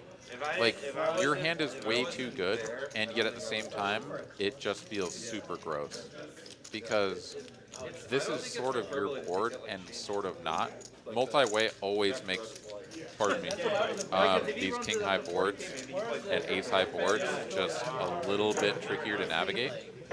Eric with a K is going to fold top and get away from a spot where he could have just gotten stacked. Chase is going to rip it in. Eric is going to snap this. It's so important. And we are going to, well, I guess snap is not the appropriate term for what is happening, but Eric would definitely not be folding. In the first year. That's what I'm saying. Yeah, 22.6. Here we are getting the full count. Now I can do the $200 buy-ins. 2.2K here, and Eric, yeah, this is most of his remaining chips, but you just can't go full. You might be able to fold top. You can't fold top 2. This is a pretty dry looking board in terms of flush draws, so it's pretty much something like 7-8. But like 6-5 is in there, king 5, right? Like Chase could potentially just call with those and then be like, oh, well, look at all this extra money that's in here now. Just rip it in.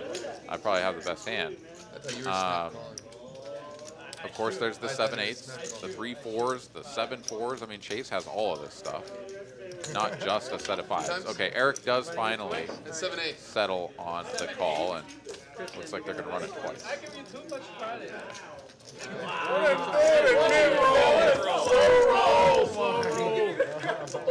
No, he could have All right, 4 or a 9 here for Chase. That's a deuce. He flat with him, and the gem on my And the river is a jack, so safe run out here for Eric on the first one. Chase needs to find a 9 or a 4. It's another jack so far. I was like, oh, And a 3, so Eric with a C going to scoop this. And Chase gets felted once again. he flattered his call, and when I raised, he re-raised me. It's like back raised me. Unclear It seems he got 45. if Chase will be buying in once again. You know, yes, that's Okay, so Chase is going to be rejoining us. Appreciate it. Uh, Checks on live. Yeah.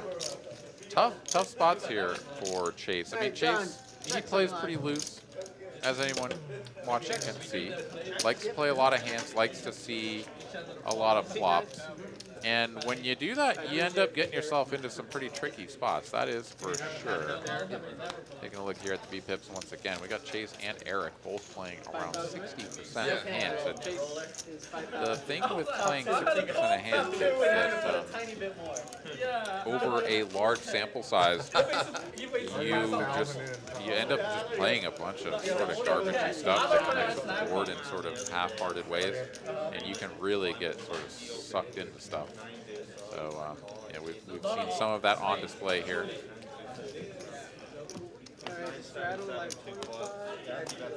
Let's see here. Any updates from Poker Monkey or anybody else that's watching Lottie's socials? Does anybody know how he's doing? Let us know here in the chat. Love to see if he's still kicking. They got to be down to final 2 tables or very close to it. That session is only because 125. That's why I raised it.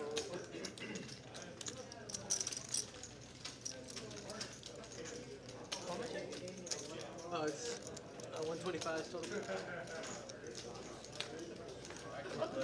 All right, Zach here with a couple of 4s. This is the hand of the month. Eric raising it up with a couple of Judies, a couple of J wins, getting called in 3 spots. So here we go, multi-way action. It comes king high, all spades. Ming gonna flop a flush. Eric with a superior flush draw. Top pair for Eric with a K, and middle set for Zach. Everybody has something to go with here. Check, check, check. Zach gonna fire at this, as you do, with a set. Eric with a C. Did he just ditch jacks with the jack of spades? He did. My goodness.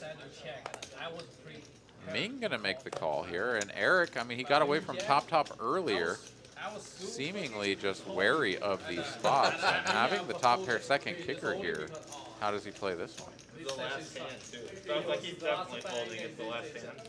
It is last hand, and this session sucks. I didn't pick up the bill. You would call because maybe he has, like... Yeah, he's gonna let this go. I mean, this is sort of fascinating because this is 2 spots where he's had a hand that is effectively very close to the top of his range, and just sort of getting away from it in spots where he just has like no equity in the hand. So, I mean, it's certainly working out for him. I'm not sure that it's going to be a play that works out well in the long run, because if you fold at the top of your range, you're kind of like flipping a coin as to whether or not you're doing it correctly in some of these spots, and certainly making it look like he's just reading these situations perfectly here tonight. So well played, and getting away from these things, preserving his chips. I mean, certainly a spot where a lot of people, perhaps myself included, would be putting some extra chips in. All right, Ming here, still with the best hand. Check calling about a 750. Zach here got to be wondering what his opponent can have over yonder. It comes another spade, and Ming now moves all in. And this is absolutely bizarre because now he's effectively been counterfeit. And if Zach was bluffing or semi-bluffing with the ace of spades or even the queen of spades, I mean, I don't know, it could still put the queen of spades in a pretty tough spot, but to rip it all in there with the 10 high flush is very We all need Chinese. We all need Chinese. gutsy. Yeah, we never lie. I mean, did he have a ton of chips behind? No, not a ton. I mean, I get it. It's sort of like, and I guess you could make the argument that like if he's going to check call anyways, then he may as well go all in now and try to get value from something else. The problem is that you can't really get value with the 10 high flush. Because like no one's going to call with worse. I don't think so. That one's just kind of tricky. I think there I would go for the check call, but yeah, Ming had different ideas, and no more chips were going in anyways because I'm quite certain that the set of fours was going to check back the river sort of in an unhappy way. Would have found out the bad news that he was behind the whole way anyways, but it's not to be.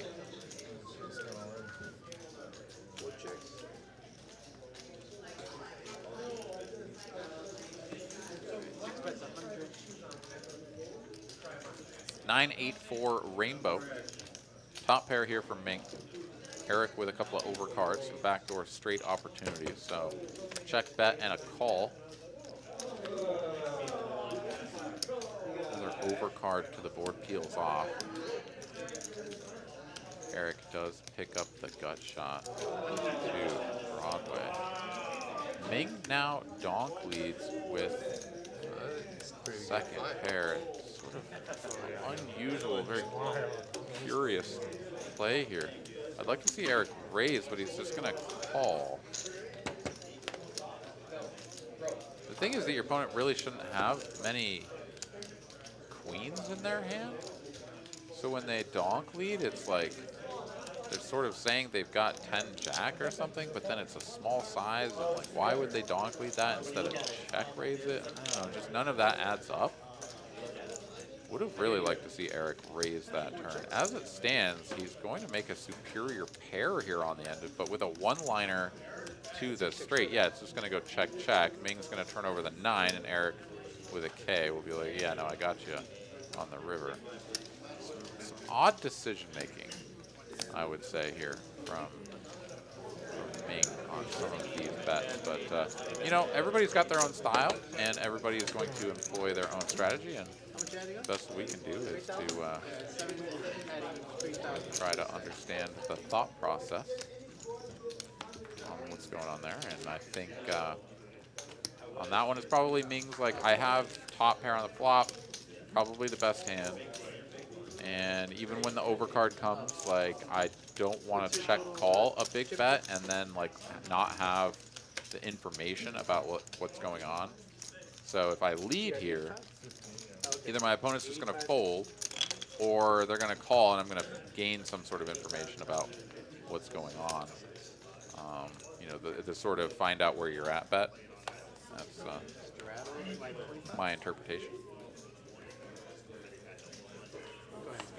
All right, here we are, 8:05 p.m., hand 48. We usually get somewhere around 100 hands in, and we are at the halfway point, so here we go.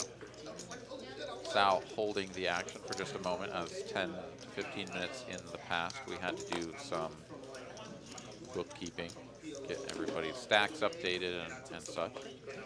There we've got Bobby and his cat, a little picture there. So we've got the RF Poker app, which allows players to customize their little picture, their avatar, whatever, as well as review their session stats and look at individual hands between themselves and their opponents throughout the evening. Pretty cool little feature to be able to go back and analyze some of these things. You could always go back and watch the stream, but with the RF Poker app, you're also able to sort of look at it in a more condensed form where you're not digging through video to try to, you know, recreate the experience. You can just pull it up in more of a hand history type format, which I think is pretty cool. All right, Eric with a K here. 2 overcards and the spade flush draw hits the ace to improve to top pair. Chase was in there with the bottom pair of 6s, and he is going to fall behind now. Checky, checky, off to a river. 7 of hearts changes nothing, and Eric will win this as we get to showdown. He's gonna check it over to Chase and see if Chase will take a stab at this, I suppose. I guess there's a one-liner to a straight out there as well, so yeah, understandable to not be going for thin value there, but Chase, of course, just gonna check this back, and Eric will drag the pot.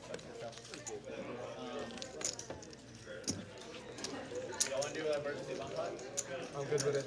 Yeah. All right, I'm hearing calls for an emergency bomb pot. This will be the 8 o'clock one coming. Stand up. Well, we started at 5:45. No, we started at 6. Okay, that's right. It has been an hour, which means the Sal should probably be getting pushed out of the box here. So I'm saying this could be the 8 o'clock one. So on the hour bomb pot has been announced, and here we go.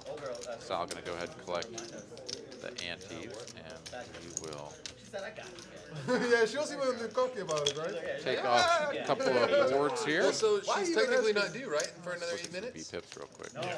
Chase still well out in front. 60% We did one. over the 55% of Eric. Bobby now hovering at the lottie line. Alright, so now I think we have through the bars. Oh, yeah. It's all hearts, all diamonds. I think you owe an apology now. Yeah, someone did, yeah. Someone forgot. Yeah. Stand up. Stand up. Yeah, stand-up game. I'll play that. Very good. Some chatter about stand-up games. Oh, we're going to get that going here in just a moment, Yeah, I from know what this I every am time. told. So, What'd you say? gotta love the stand-up Yeah, like game what, here. like what the amounts I was talking about. Ah, okay. Last man standing, as coined by Fuzzy action. Miss Carolyn. Go ahead. I do like that. I think Texas stand-up sounds just fine, but last man standing, also a great name for the game. Four checks, 5 checks. All right, 10-5-4 two-tone and Queen 10-10 7 checks. two-tone on the bottom board. So all of the 10s accounted for. Zach has the last remaining 10. 2 fulls, 3 checks. Really doesn't have much else going with it, though. So opting to keep the pot small at the moment is going to pick up a full house now on the bottom board. Definitely going to start betting now. But before he can, Ming is going to go ahead and lead out here with straight. Broadway is straight on the bottom board, and squad douche on top. Oh, a pair of 5s. Got a pair of 5s on top. Bet of 100. Zach will call. Eric is angrily folding all of his 7s and deuces. And heads up we go to a river. Completes the front door heart flush draw on top. Puts a one-liner to a straight as well. Zach here with the heart flush and the full house on bottom. Yeah, Ming is going to check it over. Already looks sort of disinterested. And now Zach should be going for full value. And yeah, he's going to bet pot 400. Ming calls. Ming calls. Yeah, I mean, it's kind of hard to have a boat. It's got to be like queens full or nines full or something most of the time because there's only 110 left. But no, Zach just has it. He's got the goods. And he's going to extract a full 400 out of Ming there on the river. Fantastic run out. And this is sort of the danger of playing just one board when you have nowhere near the nuts on that board. Because, yeah, if you lose the board that you're playing, then you've got no chance on the other one. Yeah, you're getting scooped a lot of the time. So tough spot there for Ming. Is going to pay that one off, and Zach will drag a nice pot. Moves up over 9,000. He's over 9,000. 100 feels right. All right, back to 2 cards. Hand number 50. Let's go. What's 100? 100's 800. $800 then. While we're getting this loaded up, I am going to try to pull up Mr. Will Lottie's story. See how he's doing. My goodness, I see a couple of hours ago he had well over $1 million in chips. 24 big blinds coming out of the break a couple hours ago. And he is on dust and bounced. Mr. Lottie bounced as of 1 hour ago in 21st place. Good run, Will the Net. Oh, so close. I know how it feels. Still a good payday, though. Well done there. That's true. I've never seen All right, Aaron Slicer with a couple of nines. Going to see that. Ace 8-8. Takes it down. Move right along. No, I've seen him eat thumbnails. I've seen him eat some. You know, it's always funny because if you could have asked Will before the tournament started, how would you like to get 21st place in this tournament that had like 900 entries? You'd be like, hell yeah. And then when you get down to the final 3 tables, there's 27 people left. And then you're like, how would you like to go out in 21st? You're like, You want to start now? I'd like to do better, please. You know, like you always feel like once you get that close, that busting out 21st is like a nightmare. You know, it's like, damn it, I made it so freaking far and so close to $250,000. Why do I have to bust out now? The nature of the beast, tournament poker. All right, the stand-up game has commenced. Last man standing is in action. Anybody who doesn't know the rules of the game, you must win a pot to sit down. If you are the last man standing, you have to pay out everybody else at the table a set amount. And let's see if we know how much it is. 100. 100. 100 per player. So it's an effective loss of $800 in a full table. We are, of course, playing 8-handed, so it would be $700. So you kind of have to factor that in. I mean, if you punt off your whole, 4K stack or something, trying to save yourself from having to pay out $700, that's not ideal. Wow, Chase here is going to flop a gut shot to the steel wheel. Slicer with top pair and a decent kicker here. Bet of 800 from Chase and a call from Slicer. It's another 3 here on the turn. Slicer's kicker improves to a king, and he now chops with every other ace and loses to very little. Chase now going to slow it down with a check. Let's see if Slicer goes for a small wager here, just enough to keep a king or a diamond flush draw around.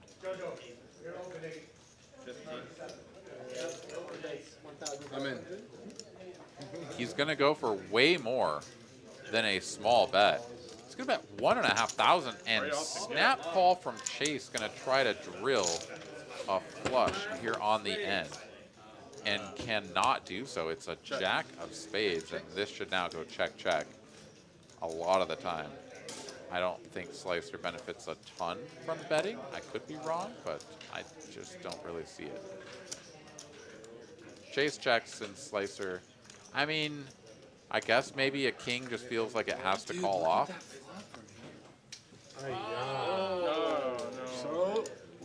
Slicer puts his opponent to the tournament test, goes all in. It's ace king. It's ace king. Trying to get ace to fold, guys. And yeah, we hear some comment there about he's trying to get an ace to fold. I don't think an ace is ever folded. Too good of a flop. That was a huge flop. Like, right? The bet is more designed to like get just a try and call out a king. Really the only thing I can think of. But at the end of the day, it sort of doesn't really matter because the hands that were could not.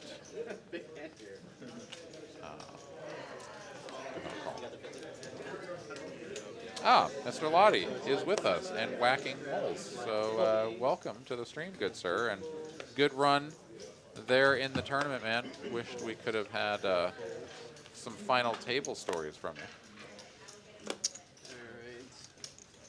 All right. 5 raises to 175. 6 folds. All right, a bunch of black cards being represented here. Bobby raising from the button. Ace, king, offsuit.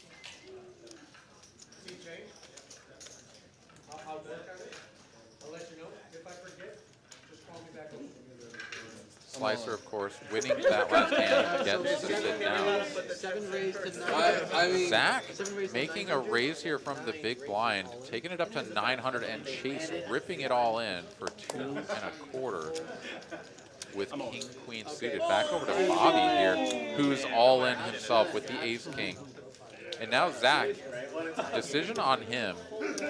This pot is already up over 7,000, and he only needs to call 3K. So if he has anything reasonable, We had a premium. It was like, yeah, like the worst hand was like it was 8 jacks, ace king. It was like everybody. he may just have to call this off.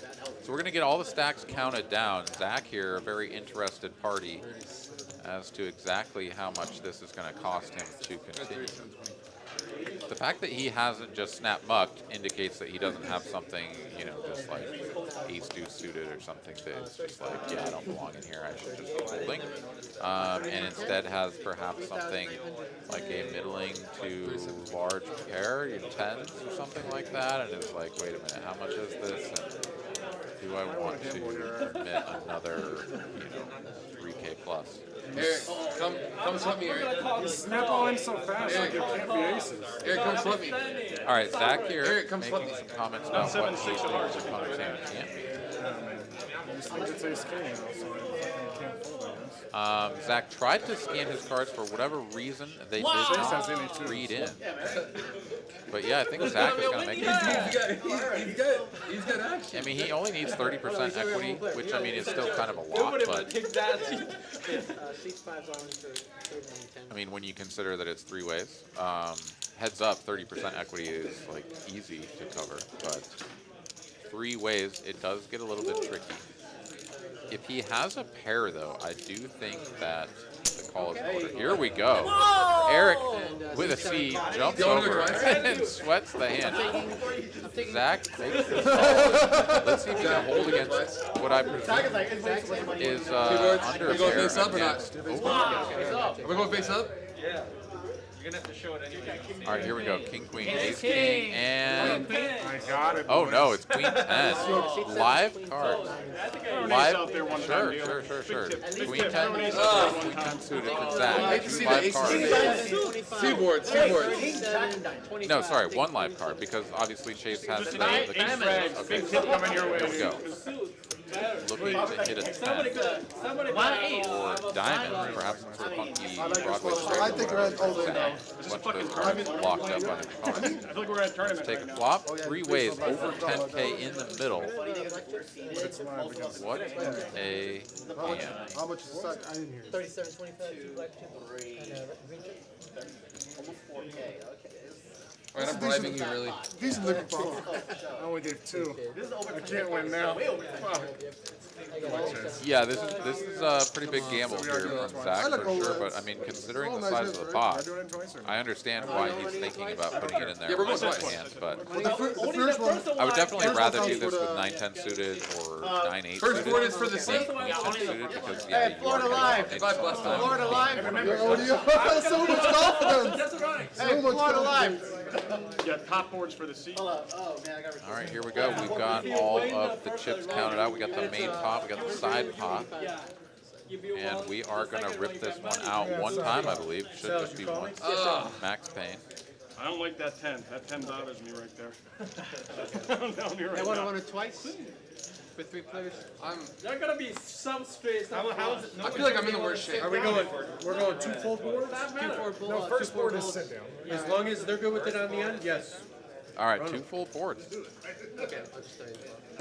Bobby, a huge favorite to come out on top of this one. Brick flop. Nothing out there for anybody. Still nothing. Gonna need to be a king, queen, or a 10 out here, or else Bobby is going to It's 5, 12, 6 of hearts. take I mean, this queen's one. the only thing that's Chase, safe in for here, whatever right? reason, being shown as the favorite here. No, I yeah, don't know queen. what's going on inside of the algorithm, but Bobby, of course, is still in front. Board is actually pretty good for that. All right. All right, here we go to a river. It's a 10. Oh my god! Zach throws the 10 of diamonds out there. It's like, hey, go find your buddy. Go find your buddy, and he does. So Zach is getting a half of the pot. Here we go for the second run out. This is for another 5,200. Ace high, one diamond, two spades. Come on, spades. Everybody live. Come on, spades. All right, Chase needs a spade. Spade only, as Zach cannot improve here. Bobby will be winning the bottom unless a spade peels off. This is unreal. We have an Turn was around. Here we go, almost to the river, just trying to get the 8 of hearts scanned in to RF. It's gonna be really hard for me to. All right, I'm back in my bags. All right, here we go. one blocker. 5 of spades. 5 of spades. Alright, let's go. Alright. 7 of diamonds on the end, no good. Chase gets belted once again. The money gonna get chopped up between Bobby and Zach. Nah, but so was the river. With Side pot here was between those two players as well, as Chase was So when you covered go by boss in the stand-up game, it just is what it is. they're gonna chop When everything. you go boss in the stand-up game, it just is what it is. In a chop pot and a stand-up, yeah, Because this is I maybe saw the last issue time on with stream running it somebody more and he than just one. made. You I mean, it split a feels a pot. little You bit. I don't mean, I understand know. you lost a lot of money, but I got it. I got it. Oh, because you play you play top board. So Zach has taken a seat. He gets to sit down because you play the first board. The winner of the second board does not get, sort of given I was assuming the if I go boss, I still have to pay you guys. qualification of having won a hand. So Eric with a K. Sorry, Bobby. I won't Bobby fault you, man. I will won't have fault to you. stand. You're knocking on my door. Get half I'm like, the pot. here you go, man. All things are possible. Love how Zach tossed the little 10 of diamonds over there. Like, hey, come on, help me out, buddy. I'll just stand back up for you. Yeah, I'll pay for half of it. Yeah, you're sitting, right? You won't, yeah. Hey Chase, check your text message. Good for the stream though, right? Good for you as well. That was a fucking Yeah, pretty tough night here for Chase. That is for sure. Yeah. Chase is no longer with us, so his stats for some reason not going to populate here. Perhaps they will after the hand, but 13K to the table for the stand-up game. I just punted 13K. Is everyone okay with that? Yeah. I just don't want to talk about it after. All right. Thanks, everybody.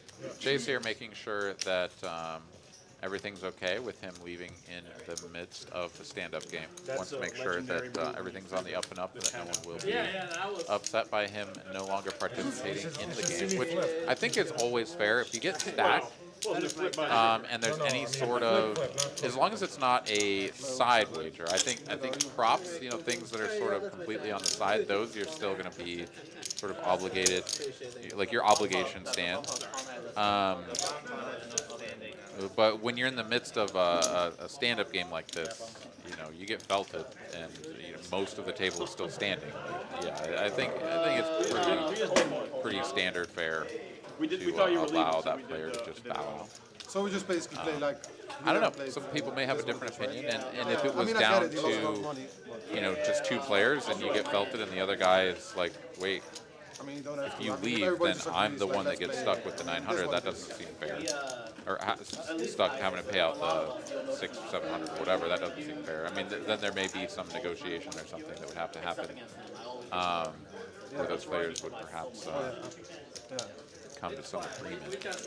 But as it stands, yeah, I mean, Chase has gotten whacked pretty hard here tonight. I think everybody's recognizing that Chase is a great player to have in the game, and yeah, it's been a tough night for him. Let him go. Yeah, it was supposed to be JoJo, but Bud fucked up, so now it's me.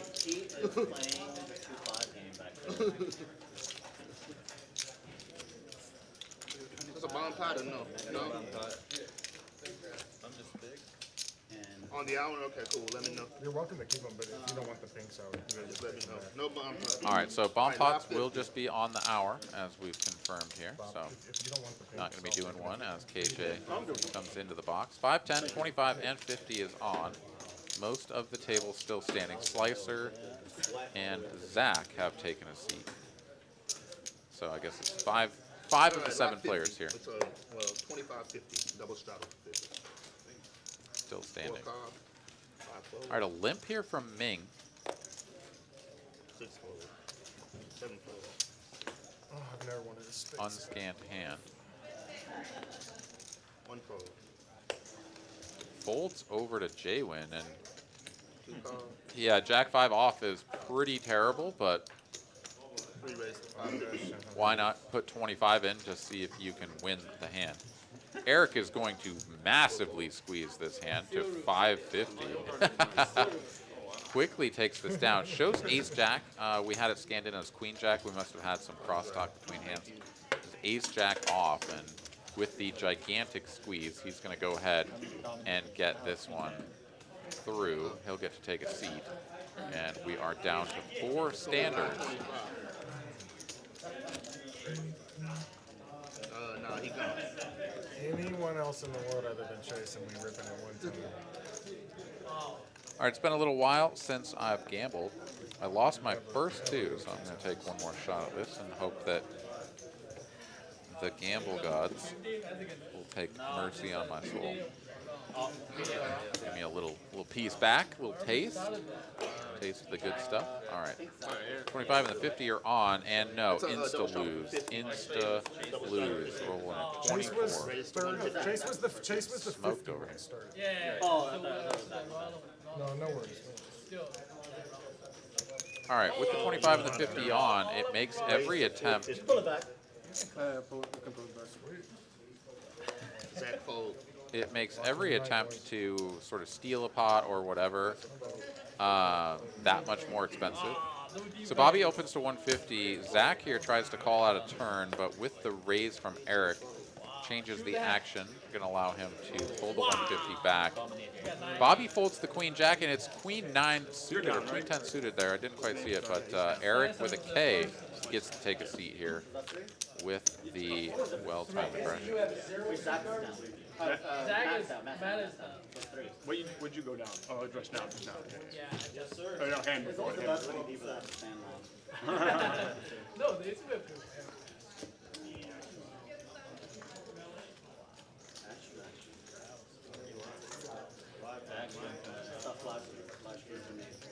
All right, 3 players still standing.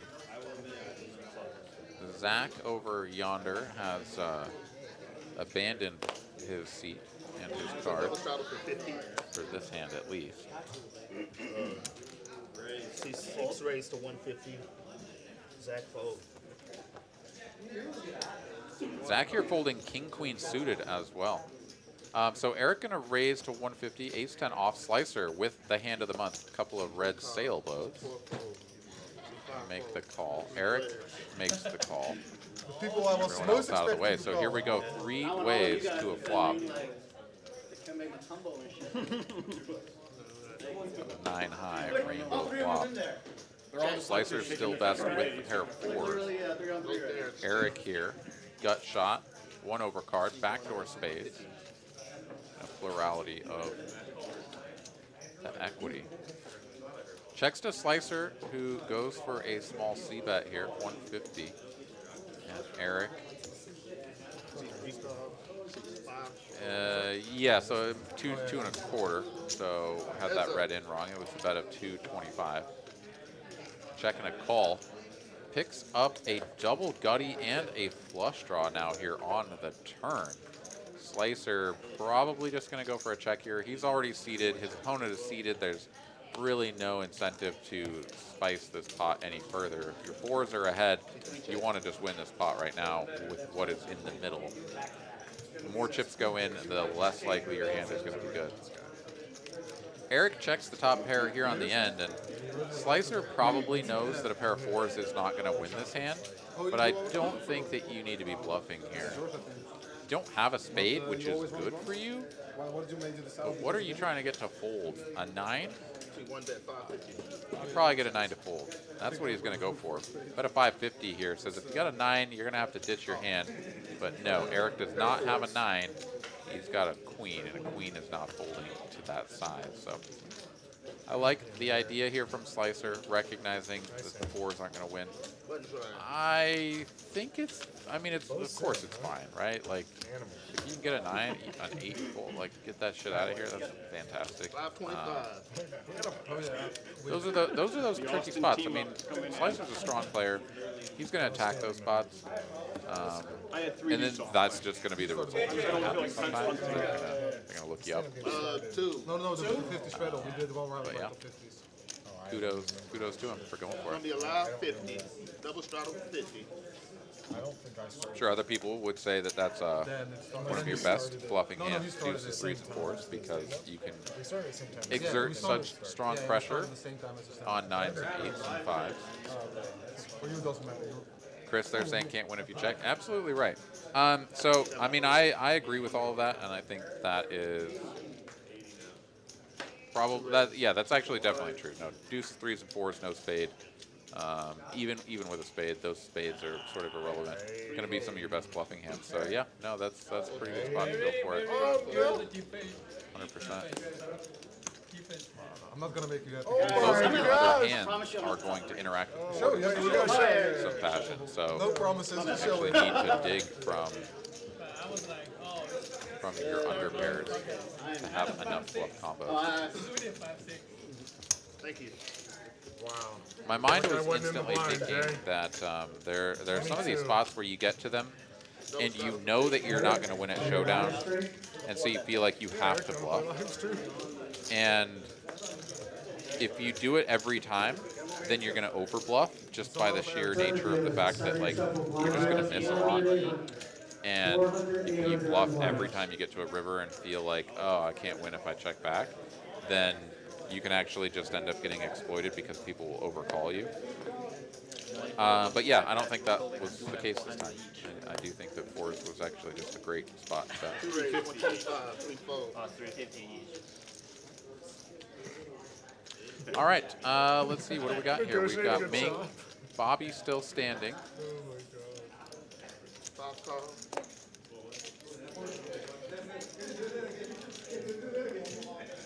Oh. All right. So, Jaywin here raising in the cutoff to 125. Bobby calls. 6 raise. Eric on the Jack-9 of diamonds puts the hood up and puts in a 3-bet to 575. I suspect this is just going to get through. Zach is already out of the way. Jaywin does not have a good hand to continue. And while it does have some qualities for a potential 4-bet, it isn't the greatest. So he'll let it go. Bobby will do the same. And from what I've just been told by Padawan producer Kristen, the 2 remaining players here, Bobby and Ming, are going to chop the stand-up payout. I mean, I like, yeah. They're going to pay out 500 I feel like also like I'm to good the with other it, player. but I would say that I put in 45 normally with Queen 10. there's also like EV that when you sit down you get more action, right? Yeah, here we go. All right, so they're both putting in 250 I don't think you should. Like I'm good with it now, but I think in and paying it all out. I think you shouldn't do this. I'm not good with it. I'm not good with it. Lot I 25. guess I don't have veto power. I don't think we should allow it. Like, Yeah, Zach here doesn't think that you should be allowed to do it. I mean, if we no, We're going to allow it, apparently. The players here seemingly not having enough of a one-sided opinion to shut this Like, down. we put ourselves in position to lose money, and they now get out of that position. Like, it's fun. We shouldn't allow that. Yeah, Zach making a good It's point really there. fun. Yeah, we should never allow it. Like, I think we should give it back and not do it, but I mean, if you want. yeah, I do. Yeah, Zach here very... he's serious about We it. already made I don't we already care. made an exception for Chase. It's good. Yeah, you're right. You're right. That's right. It's good. Yeah, I know. Okay. He hasn't done anything yet. Friendly game. If we agree, like next time. Yeah. Oh, yeah. Just listening to the chatter here. Next pay. No chop. I agree with Zach and Eric. Yeah, I mean, I mean, I didn't want to do it for 100, and I did it for 100. there's no rule. You know. Yeah, there's no rule. So Yeah, Well, you didn't have to. You would just say no, then it's okay. Well, yeah, then we don't do the game. It's gonna be bad. Yeah, so, I mean, poker players are human beings, right? And everyone's going to have their preference. They're going to have their idea of what's just and what's fair and whatever. I think a lot of times we just have sort of an innate, natural tendency to be agreeable about things. Particularly things where it's like, oh, well, you don't really want to do this, or you want to do this. You know, I'll just kind of go with the flow. But yeah, I think it's very reasonable to be upset about it. I also want to play And lower. Zach summed it up quite well. Let's finish this hand here. Ming with just a couple of overcards, gut shot to Broadway. Runs out a boat here for Zach, and now he should put in a wager to try to get paid by ace high. He's going to just put one green, and that, of course, will get called. I think he could have bet more. But, yeah, 25 extra dollars coming in for Zach's stack. But, yeah, so Zach's point there is that if you allow the final, like, whatever, several players to wash out the sort of the pain of paying out the other players at the table, then it really defeats the purpose of what the other, or it dramatically influences the amount of effort that has been put in by the other players to win their pot and to take their seat by If the game was themselves. on, I wouldn't have had 4K with queen ten suited. Yeah, so like Zach over there is, you know, sort of going to town, trying to win pots so that he can sit down, so that he doesn't lose 700 or 500 or 600, whatever it was, right, when they agreed to start the game. And then here we get to the end, and like the final three people that are standing all just pay 200. It's very different price point and pain point for the individuals involved. So I absolutely agree with that. I don't think it should be allowed. Alex here wondering, what is the point of the stand-up game? Well, what it does is it incentivizes people to play hands and not just be passive and wait for premiums. So in particular, if the game is a little bit nitty, which this game is not, but if the game were a little bit nitty, it's a good way to sort of spice things up and incentivize people to play more hands. The problem is that nitty games generally have players that don't even want to play the stand-up game because they know that they're likely to lose. So you usually need like a friendly group of folks like these guys that are all willing to play it just to have fun. Right, and that's really the main thing of any game is to have fun. Of course, we play this game to make money as well, but it should be about fun. I'm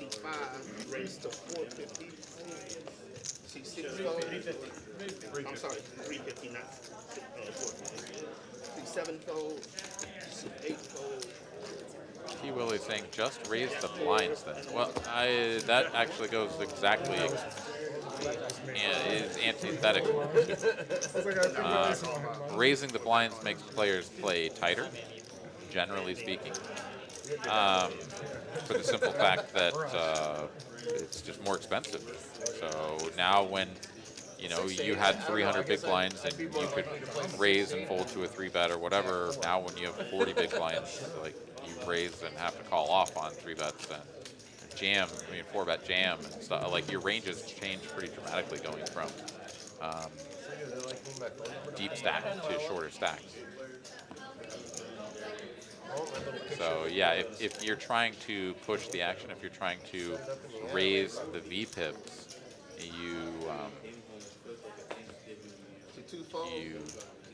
want to do something like the stand-up game, not increase the blind.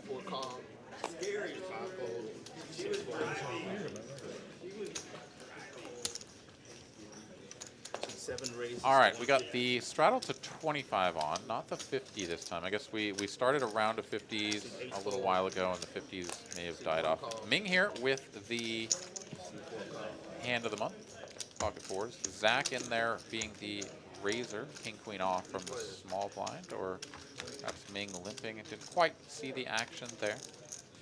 Ace high, monotone, all hearts. Ming the only player with a heart and the only player with a pair. Checks all the way over to Ming, and just puts a little half-pot stab out there, and he's just going to take this one down. Alright, buttons roll. That's what they need to do to get my little link of my Alex wanting to know who started the stand-up game. I don't know who started it. I mean, I think that game has probably been around for a while in some form or another. Whether it was actually started, you know, with people standing up, or if it was started just with people keeping track of who had won a hand or whatever, I don't really know. But it seems like a concept that probably goes back a ways. I would guess a long ways.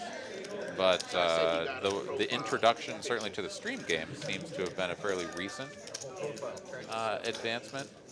And I don't know. Not sure who started it.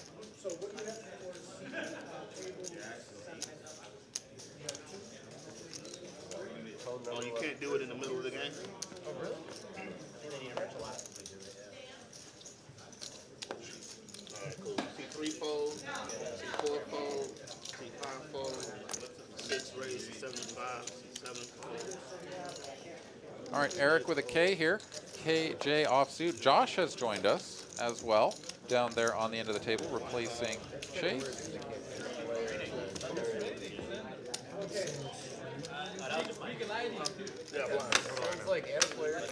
So the raise up with the king jack, slicer in the big blind, gonna make the call. So heads up to a flop, 180 in the middle.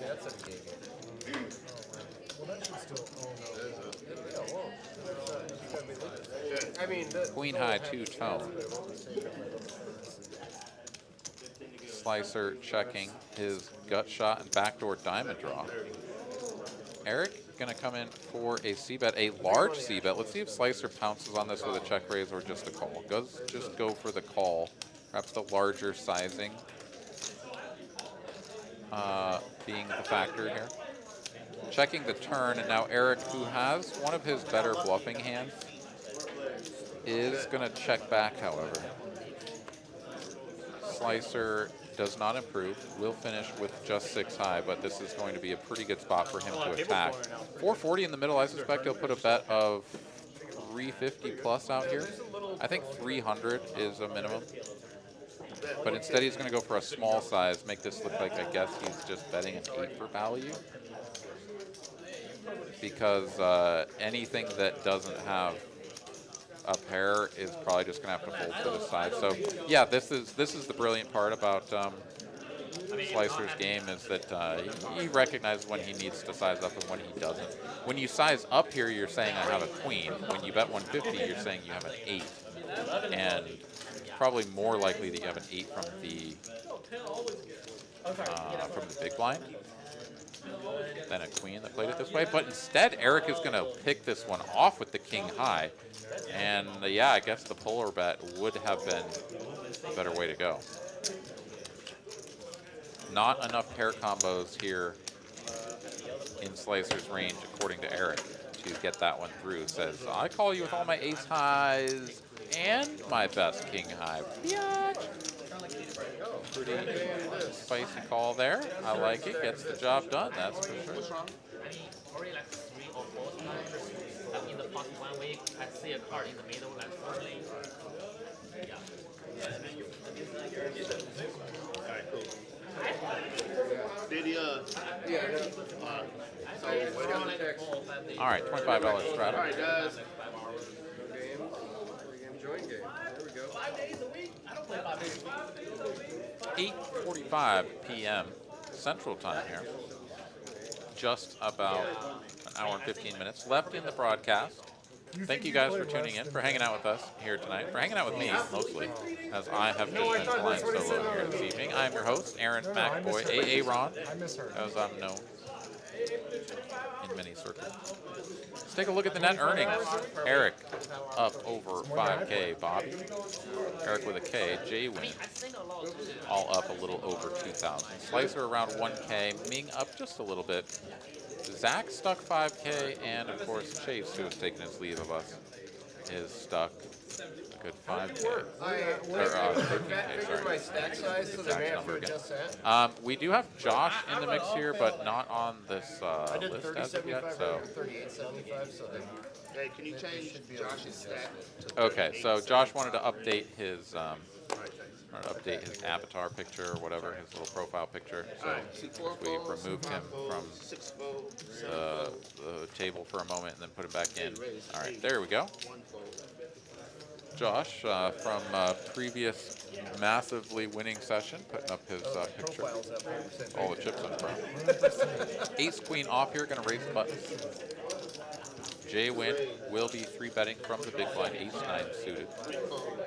And you can play as a call or a 3-bet. Josh will make the call in position. Heads up we go, nearly 800 in this. He straddled 3 times. I was like on his right, so I was straddled like 50 or something. They hit straddle 3 times. 4 deuce deuce, 1 diamond. 3 solid 1 time. Jay Win will see that 1/3 here. Josh makes the call. Heads up to a turn. It's a queen of spades. Top now for Josh with the deuces on board. Jay Win here, not much sense in betting again, as attacking middling pocket pairs is going to require him to battle, or is to require him to barrel again on the river. And his hand cannot improve in any substantial way given this turn. I would check here. Jay Win disagrees, and he will continue firing. 750 into 1250. I was pretty much doing that. Josh will make the call. Has the ace of spades to block some of the turn combo draws. Ace 3 spades, ace 5 spades, something like that. So definitely feeling pretty good about his hand, but perhaps still a little bit worried about something like pocket king. Meaningless 7 of diamonds here on the end, and Jay Win's going to shut it down now. So thought that maybe the 750 would get it through, and then just gives it up there on the end. Josh checks back though, not willing to go for value. And he will drag the top. I mean, I met Chase Guy on watch the streams. I haven't seen him. Is that pretty difficult for him to come in? He provides all that. I didn't recognize him. Yeah, but I mean, if you lost a lot, you know, like you definitely can't have the option. Yeah, because exactly. Yeah, but last time we do. I would say like one of this game, like one of the. Yeah, a couple of people here in the chat saying, what is the check behind all about? Top pair, top kicker, definitely, I think, I agree. A little too strong to check back. Seemingly, that's a spot where your opponent isn't going to have a ton of hands that can pay you off. But at the same time, I definitely agree with you, because Jay Win could bet hands like Queen Jack on the flop, turn top pair, bet for value, and then when they get called, sort of be like, I might just check call the river with my top pair Jack kicker, or Queen 10, something like that, right? Maybe even Queen 9 suited if that makes it into a 3-betting spree. So if any of those hands are in there, you can get value from them by betting your top pair, top kicker. I definitely agree with that. I think that's the standard play. But Josh there, a little bit leery of a check raise, perhaps, or just value holding himself against kings that for some unknown reason would have decided to slow down and check the river. But yeah, no, I think some value was missed against Jay Win's raise. Also entirely possible that Jay Win has pocket jacks, pocket 10s, bets flop for sure. Queen on the turn is kind of a nothing burger, as your opponent shouldn't have a lot of queens. Pretty much exactly ace queen is the only combo that is going to have a queen in it and seal the flop. So queen, pretty meaningless card. You can definitely continue betting jacks and 10s for value. Maybe not to the tune of 750, but who knows? So yeah, again, another hand class that you can get value from. Top. All right, here we go. Heads up to a flop between Ming and who's that, Josh? Ming here, first act. 2 unders, whole lot of not much. Josh, 2 overs and a straight draw. Absolutely unbelievable. Going to continue for Unbelievable 80. that we disallowed it. Yeah, like I was, I'm used to No, I know. whatever. Yeah, But then no also when reason I to continue about for like, Ming. He's going to ditch it. yeah, that's also Right along. yeah, just so yeah. One try. I totally agree, but whatever. But also like, I know the chase thing changes things. yeah, as well because then you have to yeah. So now we have to give another. I can't find it, but like it definitely doesn't make sense. Like, Chase didn't leave, I would have. but that's also the benefit of sitting down and you get the action, right? Standing place. All right, 5, 10, 25. As has been the standard here tonight. DD 100 or whatever. I don't want to describe it or negative EC or whatever. You're okay with losing money. You're okay with losing money. Like if you lose 200, it's okay because you don't have to pay your 8 or something. Whole lot of folding going on. Is this us too? Yeah. All the way over. Six count. There's a Bobby in the big blind. Gonna raise it up with queen. Huh? Talk later. Thank you. Eric with a K will defend the straddle with the king 7 off. Comes ace high 2-tone. Eric has no spade. King high is gonna be good some of the time, but it's just not a good combo to continue with. It's really hard to improve. You get something like king queen, king jack, obviously peeling one off makes a lot of sense as your hand is going to be best some of the time and have good chances to improve to the nuts, or at least a very strong hand. Does let the king 7 go. No. And Bobby will make a small profit with the ladies. Just like your first day. Say it again. Okay. All right, KJ shuffling, cutting, and deal. Just making sure that the button is in the right place. This is correct. That always sucks.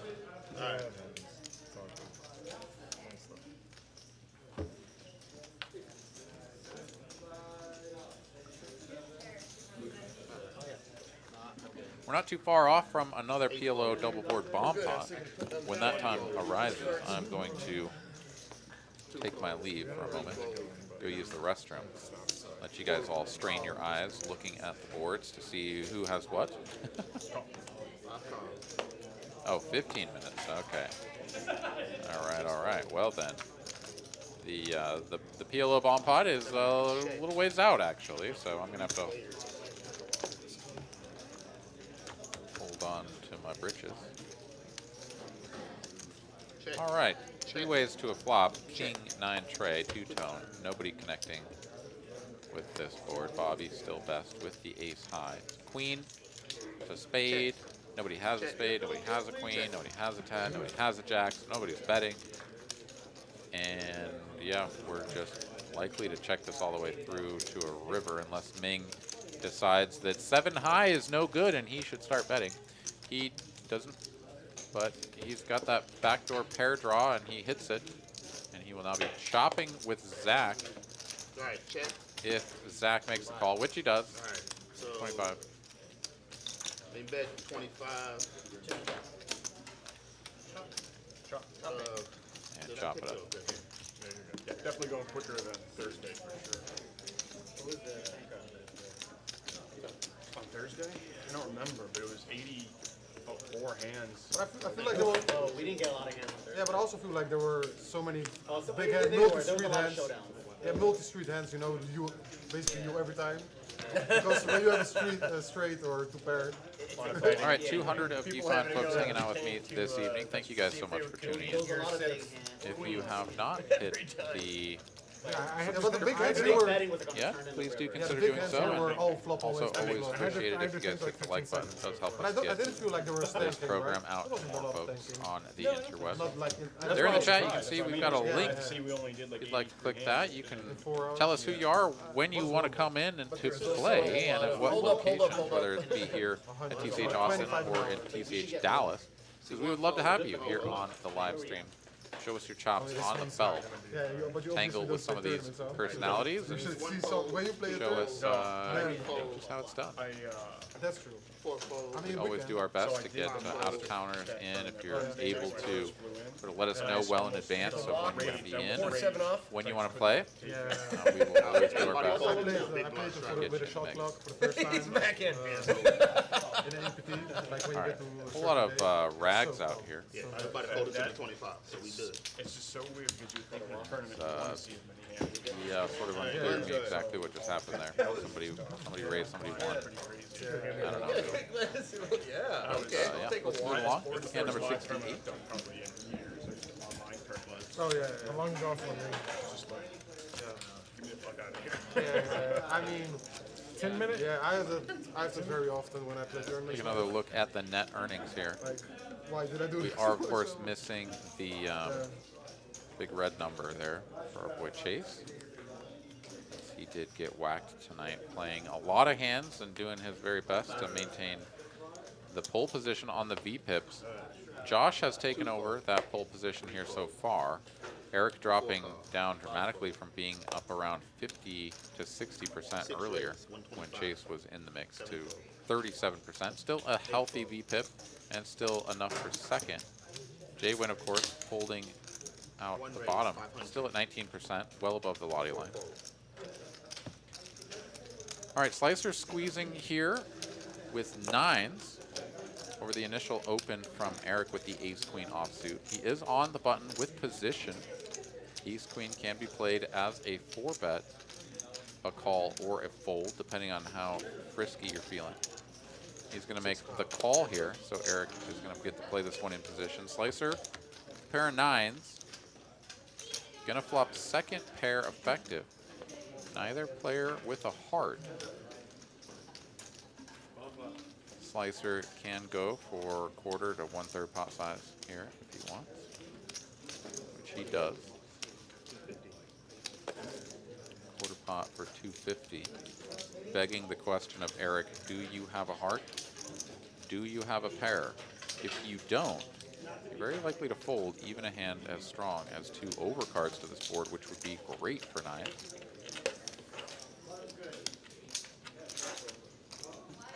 And there we go.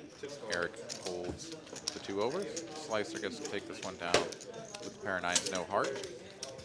Be quite pleased with the result.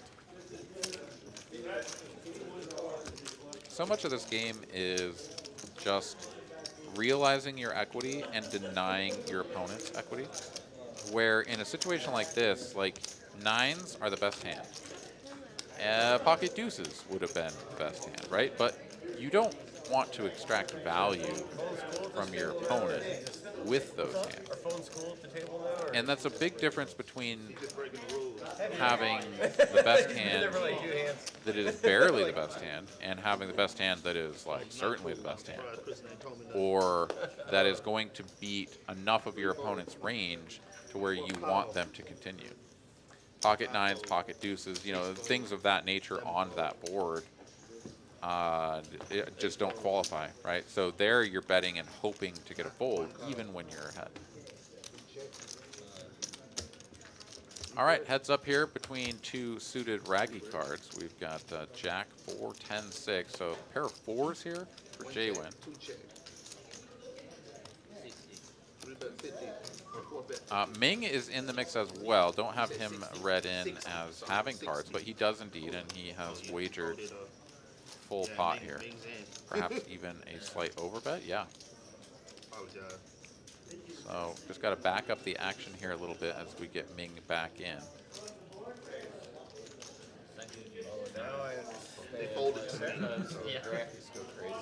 Yeah, bear with us for just a moment. Ming has the Queen Jack offsuit. There we go. All right, he's just going to win this. He had top pair and no takers. So there we go. Put that one behind us.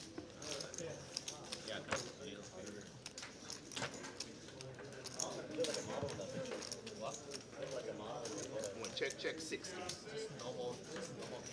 You normally pose like that in a picture? That's a normal picture. No? I mean, I don't know the moves. Looks like you know the moves. I mean, I would think. I bet you if you search 6 of our phones, my line is 5 or more.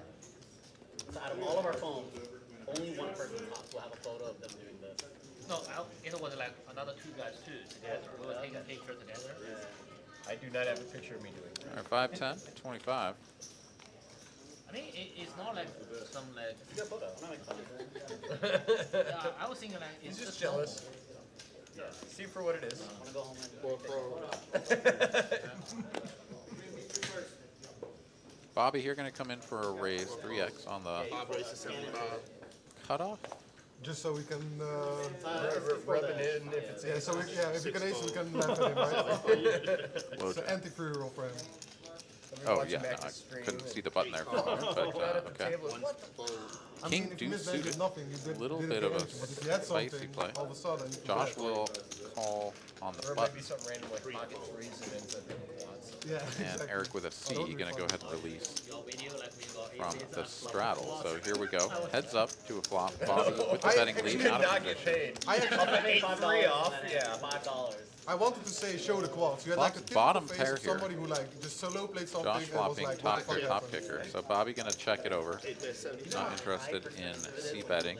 10 high board's not going to be good for his range, and having a pair of deuces When only you ask him, do definitely you going want to to be see my better hand, and he played said no, as a and then he check still call, showed it, which then he I knew, does. okay, this is at least kings. At least kings. Queen of spades here on the turn. Overcard to the board brings in backdoor spades. It's very situational. Josh here, yeah, I think he can continue betting for value, and I like the size 150 to go here. An inferior 10, like king 10 and jack 10, He had like 10, 4, 10-9. 10, 4, 8 Decided to deuce check or the something, like flop. some real wreck. Pocket 9s, pocket 8s. May still continue for that size. Chop chop on the flop. But the deuce does not continue. Oh yeah, if you would complain, am I not gonna go there? All value hand. Brother in arms, AA Ron here in the chat. Rolling a 64. Getting this Even like after with the. I have Aaron not hand, gotten any of points course, yesterday. I have only bricked. Let's see if it's my time to shine. Aaron was giving you a look. Yeah, he was like, that hand frustrated him for a bit. Yeah. Like it was like, okay, good hand. Like it was actually like, he also made some remark like how hard you run or something. Yeah, but it was his eye. I remember looking at his eye. There was some. It was pure, but it was pure. Like it was pure emotion there. Yeah. Queen A2, I call the first bet. One of those. In a 3-bet pot. In a 3-bet pot. Such a dry, also like. There's no draws in that board. No, 6 races. yeah, the third game with the second. Especially when the rivers are jack. Talking about how I got Well, it's one stacked of those by things, Jay you know, you the spend other all night. night running back, you finally wake up with aces, and then just get smashed by So hard. fours. 3 call. Yeah, it was not ideal. I also just got smashed by Streamlabs once again. 3 check.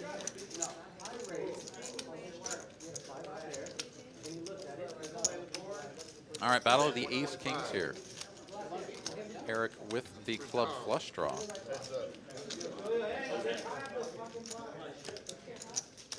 Brick City here on the turn.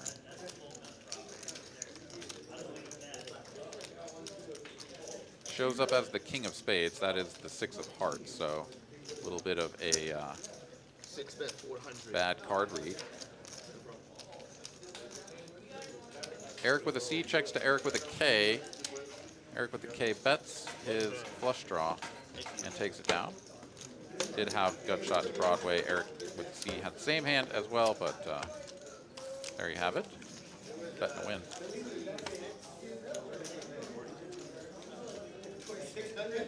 All right, at some point here before too long, we are going to get that double board bomb pot.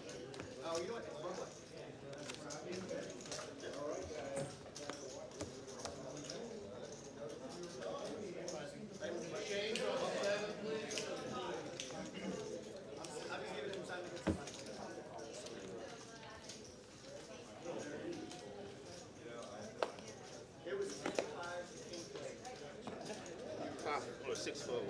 7 fold. 8 raised to 75. 1 fold. 2 Josh here gonna open with the queen 10 of diamonds.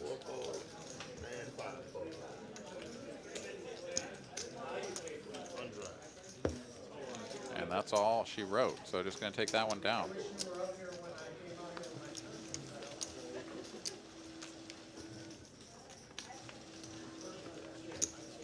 More rain and thunder sounds from above my head. So the storm is still cooking out there, apparently. Yeah, let's hope that we don't lose the stream again.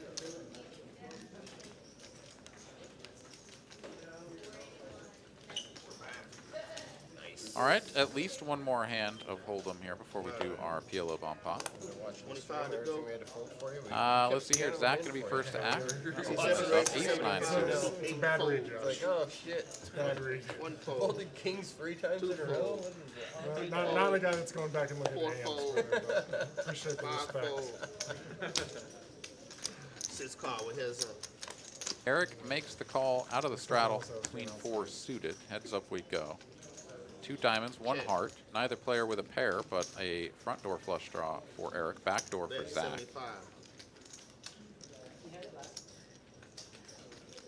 A little bit of a tough board to see bet here as Zach, as the under the gun raiser. Not going to have sets of deuces and 5s. Maybe he will. Depends on if he opens those hands. We are a little bit short-handed, so perhaps those going to make it in there, no problem. But yeah, Eric here going to give him the business, and this is sort of the problem with betting a hand like Ace-9 is that you have to fold all of that equity away if you get check raised, which he does and does and does, and yeah, all of that stuff happens. So one of those spots where a lot of times you're just going to check a hand like that back. If your opponent starts betting the turn and you've improved, you can continue. If you haven't improved, then you can just let it go, but you kind of want to see that turn. Losing the 75 and not seeing the turn, pretty poor result.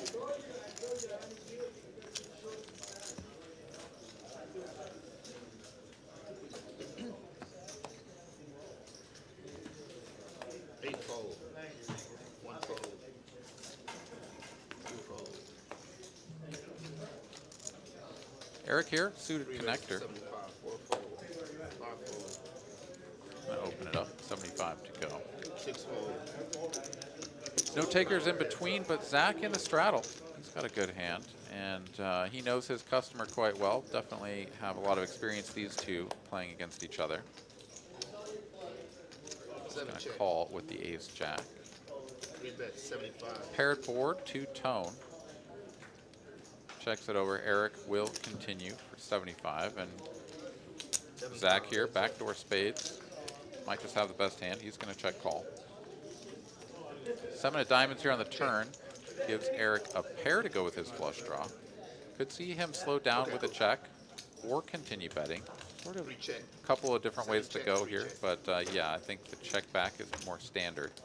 Building the pot further against a hand like a queen is not really doing much for you. If your opponent has a 9, they're likely to raise you now, and then you're really not too sure about where things are going. But when it goes check, check on the turn and Zach checks on the river, now you can go for your value with your pair of 7s if you would like. Or sorry, your flush. He had the pair of 7s, now he has the flush. And hope to get called by the pair of queens or whatever else might be out there. Zach, of course, able to fold the ace high. Did have the ace of spades, could have gone for the dry guy play, but opts against it.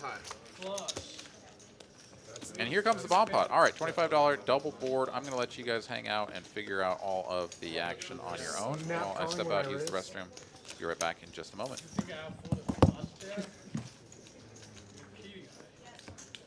Oh, but it was a small flush. It was valuable. I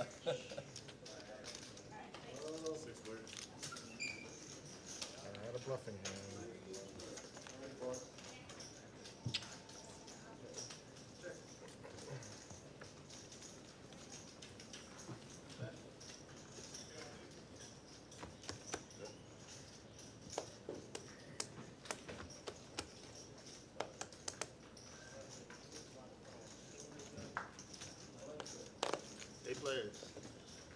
6 check, 7 check, 8 check. One bet 75.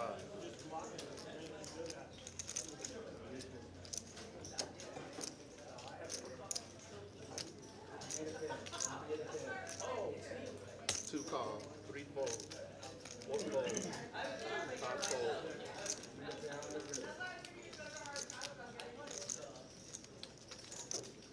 6 call, 7 fold, 8 fold. We got 3 players.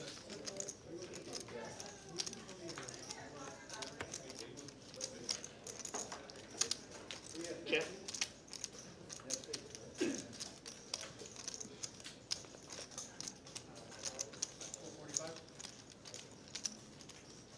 Bet 300. No, I have to use that thing. I can't change it until I actually, until I copy it off and approve it. I can't change the start time. All right, let's take a look here. Looks like J-Win has flopped top boat here on the bottom board. Clubs and spades working on the other board.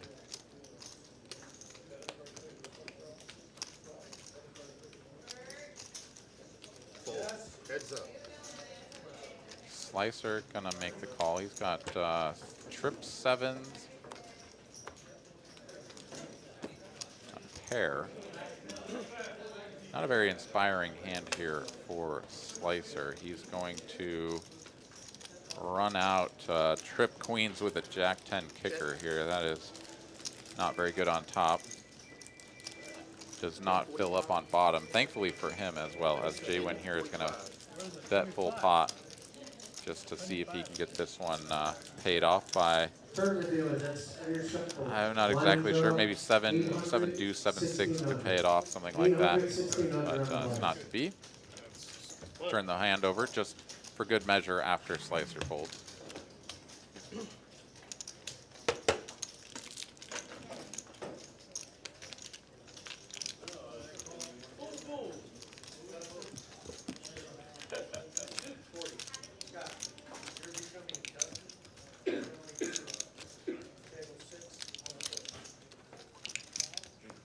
Well, both pretty good. All right, hand number 76 coming at you. The biggest. 45 minutes left in the broadcast. 25 is on. Slicer first act. Got the ace-9 suited this time, so he'll come in for an open. 3 fold.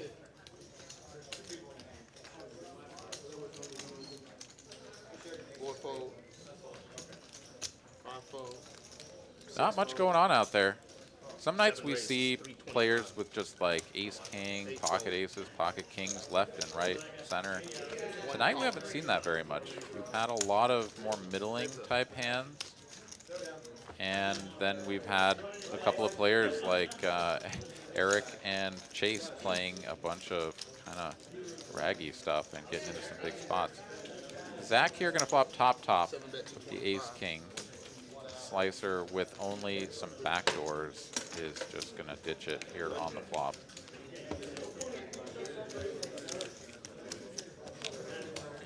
King, right down.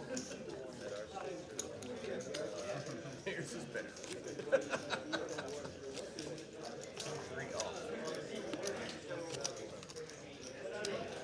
Some chatter here in the chat box about some old school horror movies.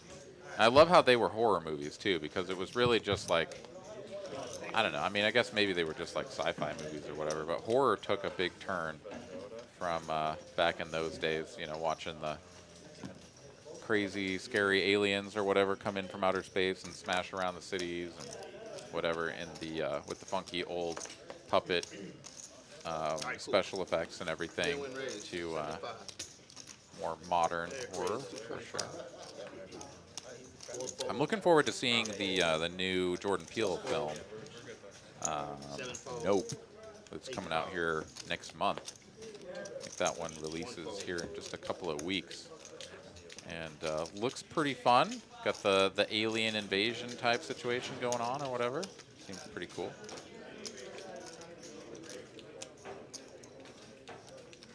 Two rays. All All right.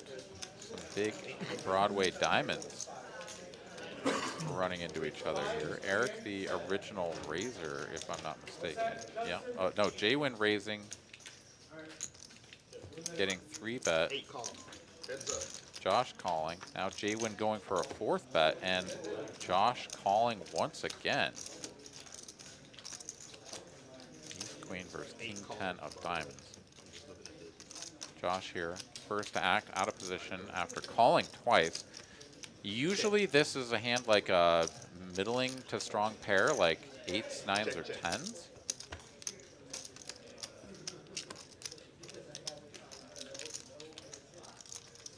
Comes another 9 here on the turn.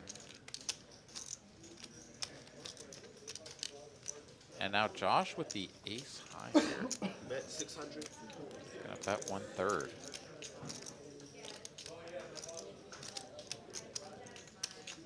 J-Win with just king high here. Happy to take a free turn card on the flop. Now facing a 1/3 size. Yeah, he's just gonna ditch it. As when the 4-bet doesn't get through, you're kind of just like, ugh. Like you just kind of have to have something that's better than king high. And if you did have something like ace jack or ace queen suited, I mean, I guess you could probably get him to fold it, but it feels like an uphill battle that J-Win didn't want to fight. It's only a big one, Eric. It's been a while. Like 4 days. I don't know. I don't think there's a lot of people that like crush. Like, yeah. The people that play all the time, I don't think are that great. Like, people just use it. 3 fold, 4 fold, 5 fold, 6 raise to 7. All right, Eric here going to open in the cutoff, ace jack off. 8 fold. Zach thought for a brief moment about doing something frisky with the king tray of clubs. Opted against it. Slicer will defend the big blind with the ace deuce suited. So high against low on the ace kickers. Comes a couple of diamonds here for Slicer. 1 check. Gut shot to Broadway for Eric. No diamond in hand. 6 bet 125.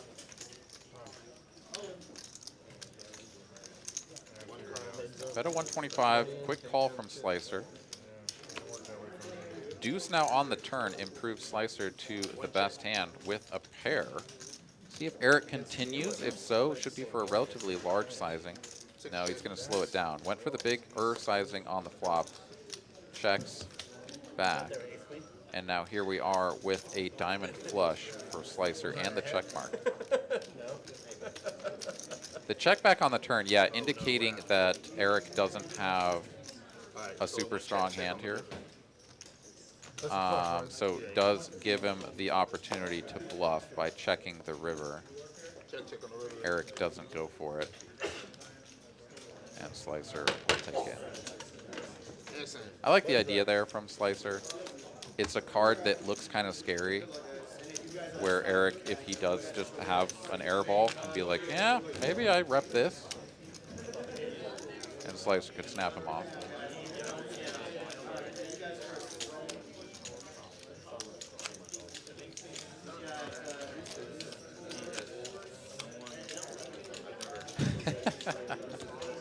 Ragnar. Oh, man.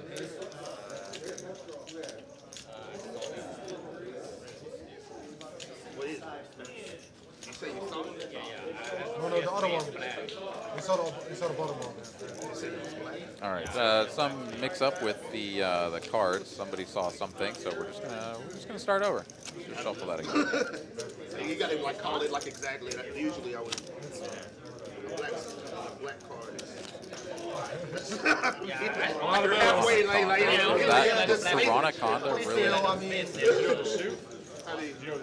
Whatever. I know about the Sharknado movies and how ridiculous they are. So it's like you have to say like this exactly. No, I think if you see the cooler is because okay, then what if 4 diamonds come or whatever? I mean, or 3 diamonds, you never can have a flush. I mean, already a small possibility of getting the first game right. You're giving rationale for, I think he was the one that saw the card, sort of saw that it was red or something, and made a point of making it known. Black 8s versus Black 9s here. Ming raising, Zach calling. Josh going to come along as well with the ace-10 suited. And after all these calls, Eric says, yeah, why not? I'll come on in for cheap with the 7-5 off.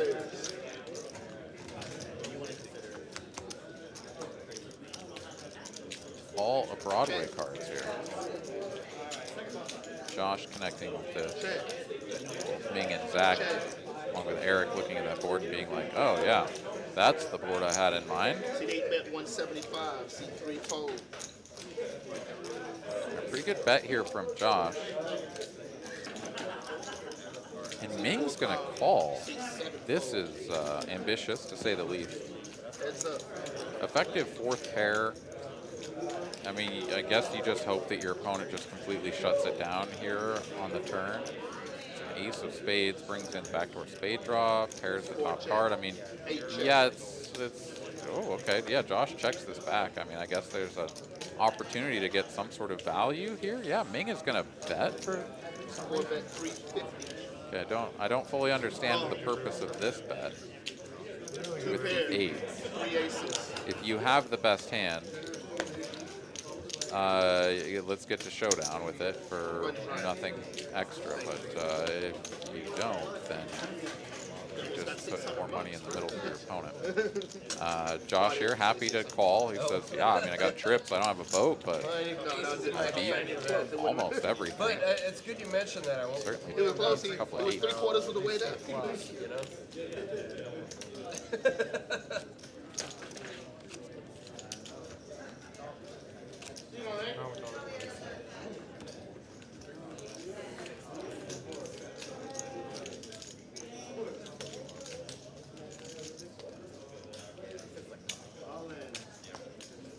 All right, $25 straddle. 25 to go.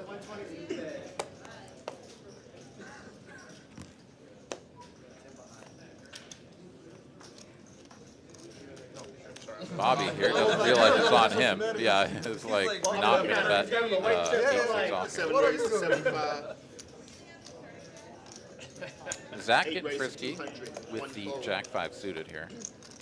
Josh instantly punks him, the ace-jack off, and that should be the end of this hand.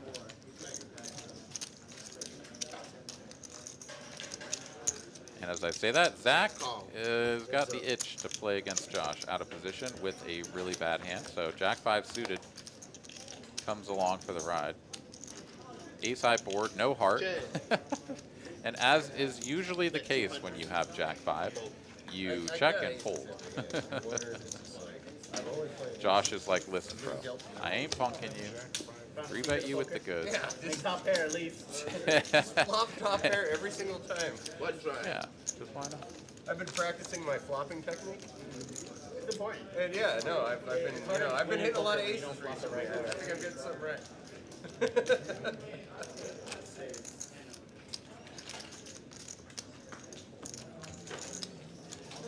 Let's take a look at some beat pips here. Josh has taken over the role of Chase, playing most of the hands. 44% to be exact. Eric playing 36%, still there in second position. Bobby and Jay Wynn rounding things out down to 18%. Take a look at the net earnings for these players here real quick. Eric and Josh up over 4K. Bobby and Eric around 2. Slicer Jay Wynn down under 1K, but still in the positive. Zach stuck, good chunk. And Ming now down a little as well.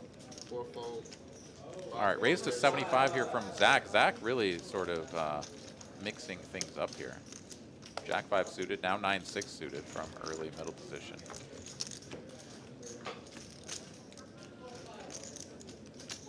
Gonna get rewarded for it this time though. Flops top 2 pair.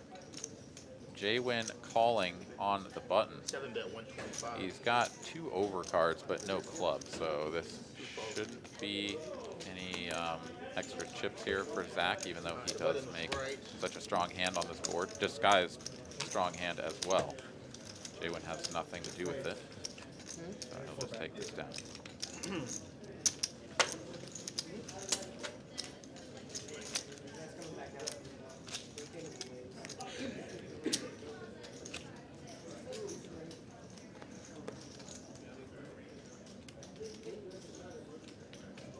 I don't know if any of you guys drink high noons, but I'm done. I'm leaving tomorrow, so I can take them back with me. So there's 4 in the, it's like a seltzer with vodka instead of malt beverage. I'll take one. They're in the small fridge. Delicious. Where's it? May I have one? The small fridge in the private room. Zach raised to 75. Yeah. See, they fold. Oh yeah, perfect. Thanks, man. Yeah. Bobby here taking off, gonna leave his beverages for his table. I mean, when somebody offers, then it's different, right? They're not strong. They're not strong. They're ready to One of start them- chugging them right now, I I think. was standing at the Fairmount, just chilling at the pool all day, and I was like, oh, I gotta have some of these guys. 6 calls. But didn't quite get through them all. All right, Zach here with a couple of jacks. What brand is it? Like, Raises it up, gets called by Eric and So you get the Eric. you get in the liquor stores because Ace they have high vodka disconnected instead of board. malt beverage. Jacks are still best. 7 bet 80. Eric. Checks to Zach Fold. with Eric behind on the button. That's 80 here. 1/3 pot. Similar. They have like a local brand called Canteen. Over to Eric now. He has second pair. Don't think you can fold to a single bet here, but does. 6 fold. And Zach wins with the best hand. So once again, we have Eric ditching a hand that likely Luckily, it's not too early. I could can't continue figure at least one more street, at least from a more standard sort of GTO perspective, but just sort of reading the situation Guys come down correctly, to relax, dodging play some poker these for a bullets long left and right. weekend. Try to do some live streams. Chill downtown. Gary, I don't know anything about this movie that you speak of, so I can't drink beer I'm with probably not going to see it. Most movies that come out these days, like, are just like some sort of comic book thing or whatever, and it's like, it just doesn't really speak to me. I wait for more of the unique sort of, to me, interesting stories. Like Everything Everywhere All at Once was a fantastic film. Really, really, really enjoyed that one. I also really liked the Nick Cage one, like the crushing whatever of unbearable. I don't know. There's a bunch of words. You guys know it. The Nick Cage film. That one was really funny and like super enjoyable. I'll go see the new Jordan Peele film when it comes out. Nope. But yeah, I don't know. The other ones I just haven't really. I don't even know what's out there right now. To be fair. All right, Zach here, ace 5. Raise up. Take it down. That's fair.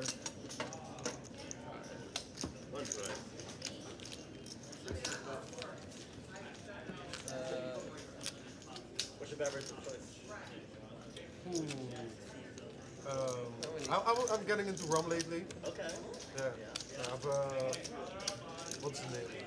One which I really like. Don Pablo? Is it You know, I possible? did not Don see Pablo? Top Gun. Padawan producer Kristen asking me if I saw that one. I haven't. I've heard Yeah, I don't people know. enjoyed Maybe it. you know the best. It sounded like it was And then, yeah, and the sort when of I'm on standard holiday, I fare, have cocktails. you know, How about typical you? kind of mainstream movie.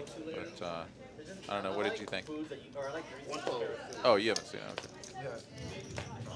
I can't Okay. do rum anymore. I drank too much when All right. I was a kid. 17-year-old went and saw it. Did you get a The one review kid's or? dad who had the Not yet, full no bar, review. keep track of, No- you know, no all data his liquor. It was points. always rum. I guess he's a rum drinker, so. 7 fold. I drank too much caffeine in the diet. Now it's 8 call. now it's just like red wine and All right, Josh is in the mix here. Going to defend his straddle with the 9 There is triz. one beer. There's a 9 out there, both players with a 9, so this could be a little bit dangerous. It is the second pair on board, so I don't suspect a ton of chips are going to go in the middle, but People in the check States over to don't Jay drink Wynn too here, much, right? who I feel like. is lining up a pretty good-sized bet here I with mean, second I mean, pair. yeah. those that do and those Yeah, I that think don't. relative to 125. like the culture is a little different, but yeah, I think it's more. Does know that Josh can have all kinds of More stuff. binge drinking, not Inferior 9s, 6s, Except when the pandemic came. for we never sure. Some drank all. draws. But that's a Comes good- another 6er on the turn. Not a great card to continue barreling if you're Jay Wynn already betting second pair a little bit on the I mean, my edge. parents are from Eastern Europe, so. Josh checks it over. Jay Wynn will check back. These two players are looking at a chop here right now. Okay, worldwide, like, Comes a 10 Like, onto the you end, say and so they many, will like, chop if we get a like, showdown, like, as they're both seen playing like queen that kicker on on the board. streets. And there you have it. Not quite like Chuck. that. Yeah, but people drink so much harder. It's insane. You really do I hear there's like a wine that other countries get richer. So as KJ parses out this pot to get everything chopped out to the individual You player, can't really grow wine in most places. Wine's tough to grow. we will There's not a lot back of and relax. arable, and like Spain is going through droughts and shit. And I was reading that It's more temperature and climate. Well, and water, right? like elevation and soil type. Oh yeah, now I remember what I was going to do. I was going to try every gambling culture again, drinks see if wine, I every can't culture drinks beer, you know get what I mean? something to They work. said there might be a wine shortage in the next couple of decades. There's not enough out there. The wine business. Yeah, I did, yeah.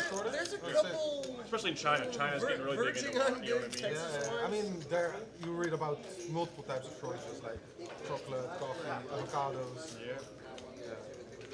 But I think Topo as, Chico bottles. like the Everything, the essentials.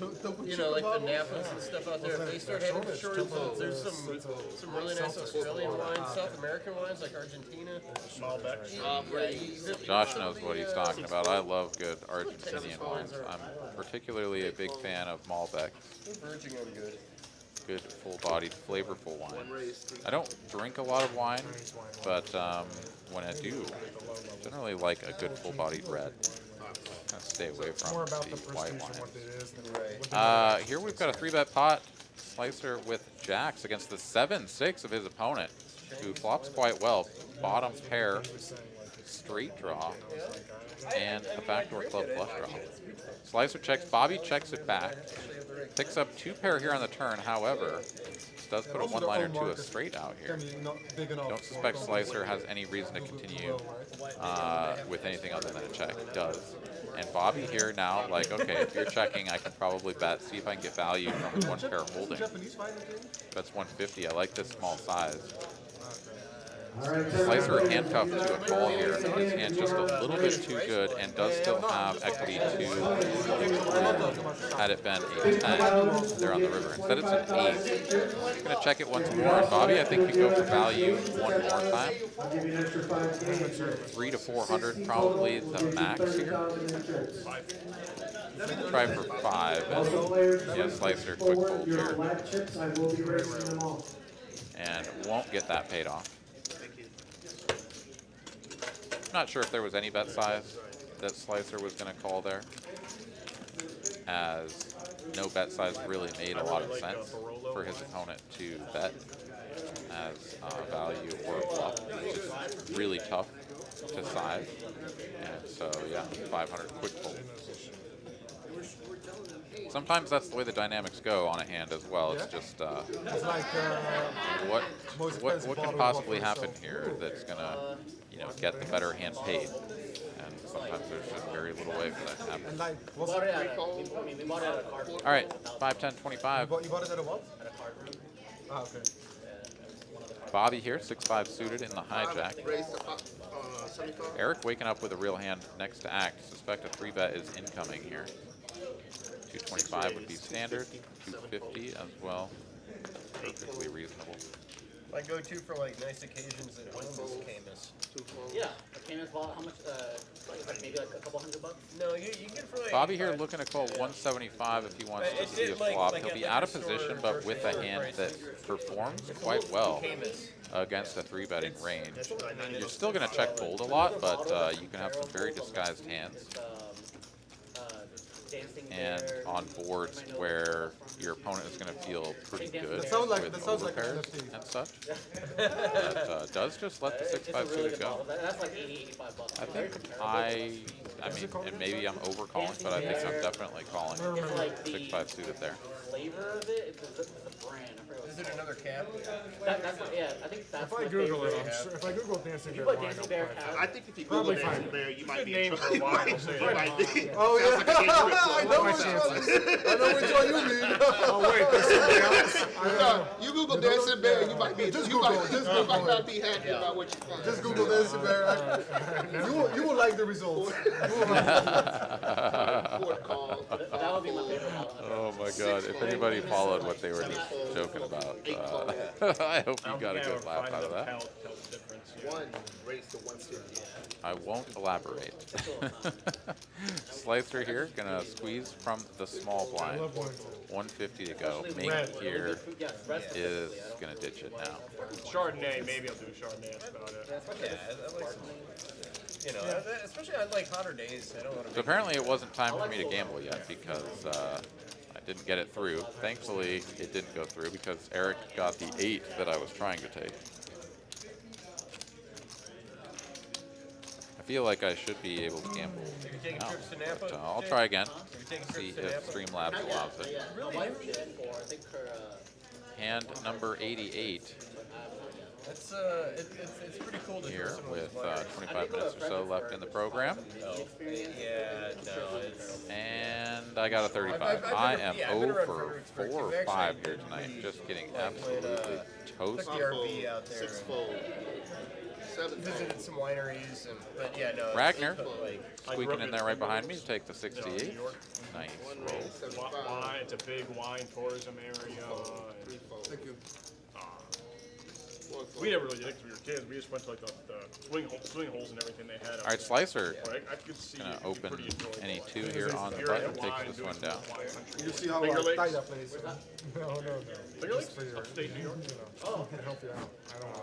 But like Napa, you can fly into like San Francisco, see all the sites up there, stay there a night, drive up, you know, like rent a car. It's Gordon, you go up Highway 1 for a while. Yeah. Yep. And then, you know, drive up Highway 1 along the coast and head over to Napa. It's makes for a cool trip. Yeah, Finger Lakes are mostly white wine. The wineries out there, they're beautiful. Yeah. Raised 75. Sevenfold. Eric gonna open under the gun. The suited ace-5. Hearts variety. Ming will make the call. Give me some more highlight. And Bobby gets out of the way. So here we go. Heads up to a flop. Ming with the king jack. Top and bottom pair here for Eric. Ming with middle pair. Check. I need some, just a little bit. Just like maybe a few more With the 2 Broadways and the diamonds out there, yeah, gonna go for a little bit larger size. 2/3 here from Eric. Ming will make the call. Doesn't want to see a king. Okay, I'll help you. Where I'm not very A 9 of hearts. It's in situations where I'm not No very strong. improvement So here it's good from Ming. Very likely can just go for a check fold here on the turn. Does check it over. Eric here should be betting big once again. It does go almost full top. 400 here. No one sees it coming. Ming does not have a diamond, so could convince himself that this is some sort of diamond flush draw, you know, Broadway combo, something like that. But does just let it go. Eric will take it down. No. You gotta know somebody, or you gotta like have a portfolio of videos that. I mean, that for sure probably helps. Yeah. Be like, hey, I've played on these streams. What's Well, up my videos? I mean, like more like a vlogger or some type of that. I think that for sure helps. Well, if you can bring views, then that's a different thing. Yeah. But like, what kind of streams do you apply to? What stakes? Everything under 1-2. 1 on 2. Everything under 1 on 2. The 25, 50, 100 damage. And the Hustler is in the, only in LA, right? But that, is that new? The Hustler?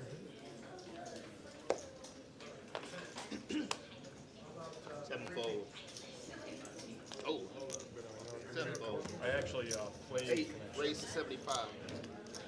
with one of the All right, Hustlers. Josh, you're going to open ace-jack suited. DJ Washburn. Have you seen him on there? No takers. All the way back over to Eric in the straddle. 5-4 off. Pretty bad. Yeah, I'm not defending that either. Josh will just take it down. So I was like turning. A lot of times people will get stuck in spots like that where it's like, it's only 50 more. We go heads up, unconnected. The 5-4 is just like, you need to make 2 pair plus with it to really feel like you have anything. And even on like the very low percentage board where you have like pair and a straight draw, it's still just kind of like, and so you just check fold so often.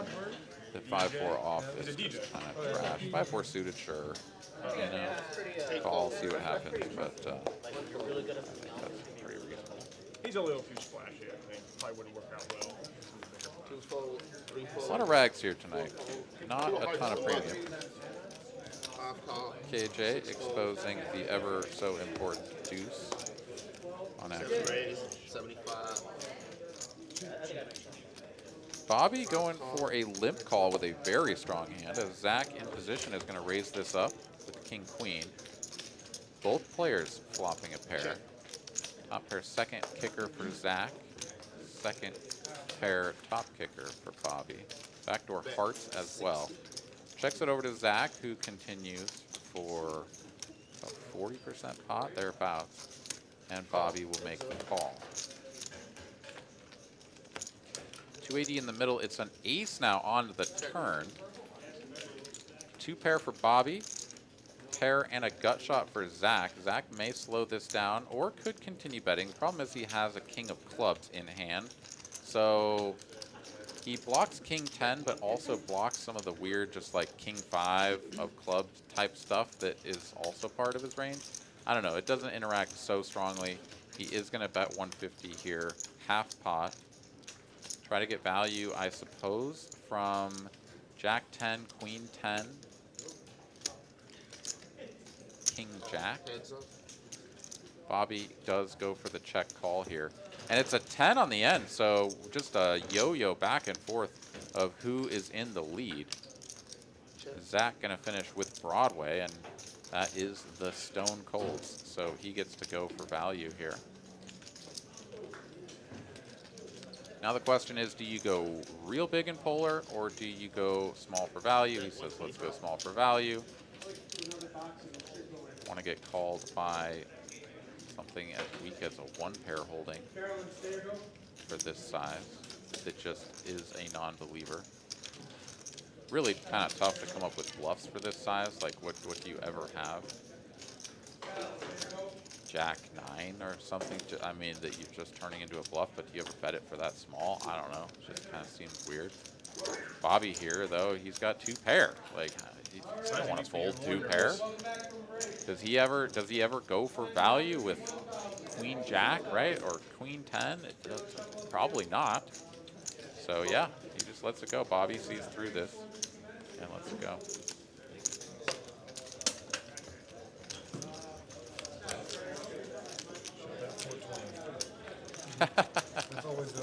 Is that Freddie Mercury? Yes.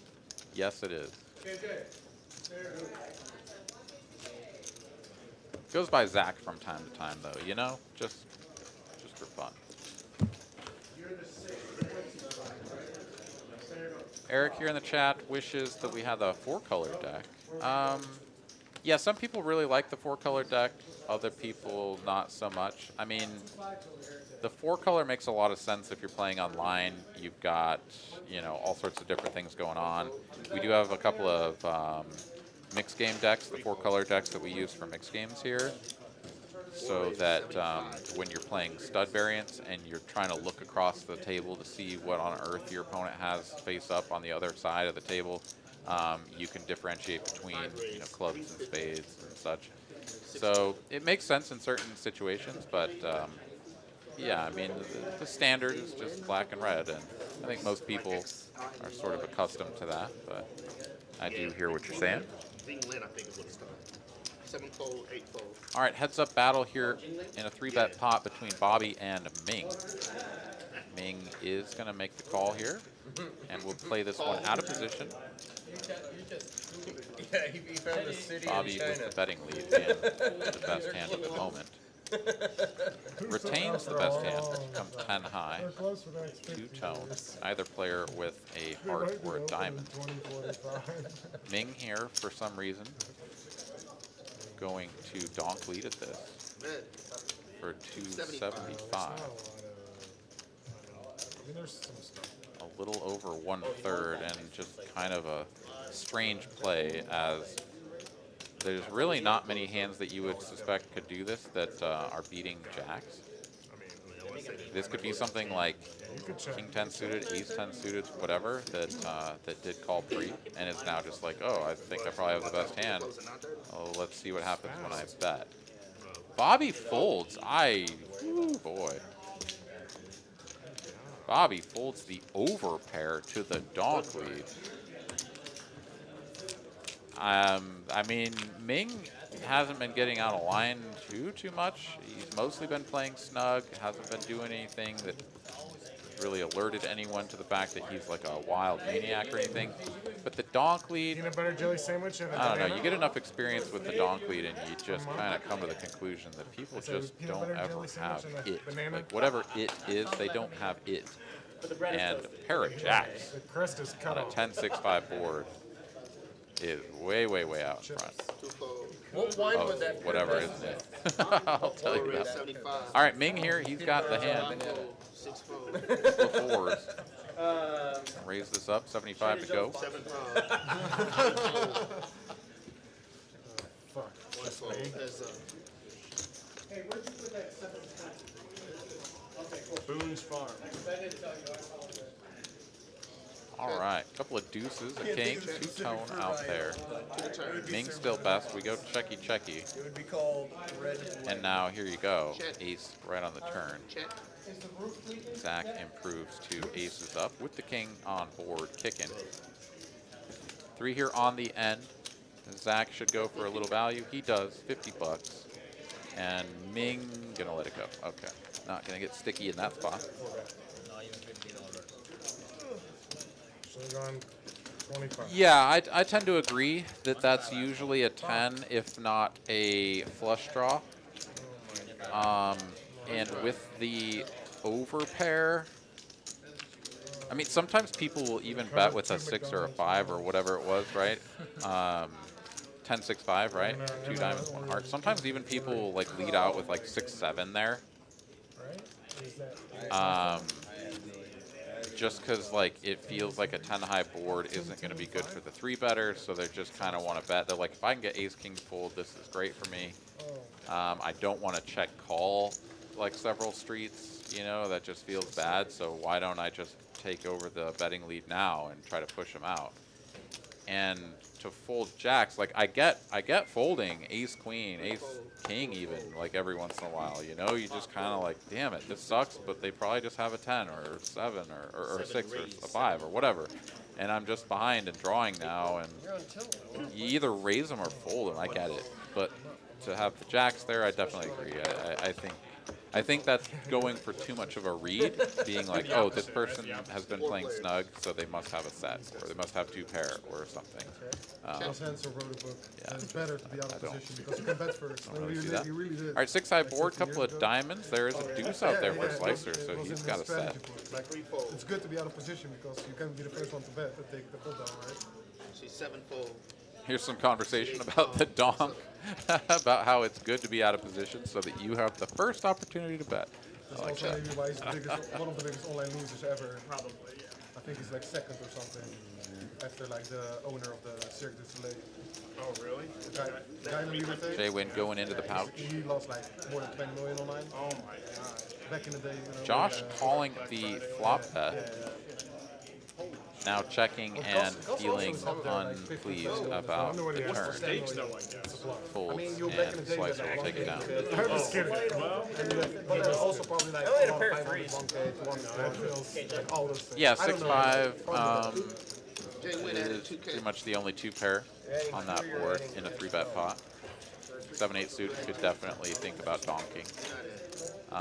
Yeah, I mean, I don't really employ a donking range unless it's a very specific situation, and usually in tournaments where ranges are a little bit tighter.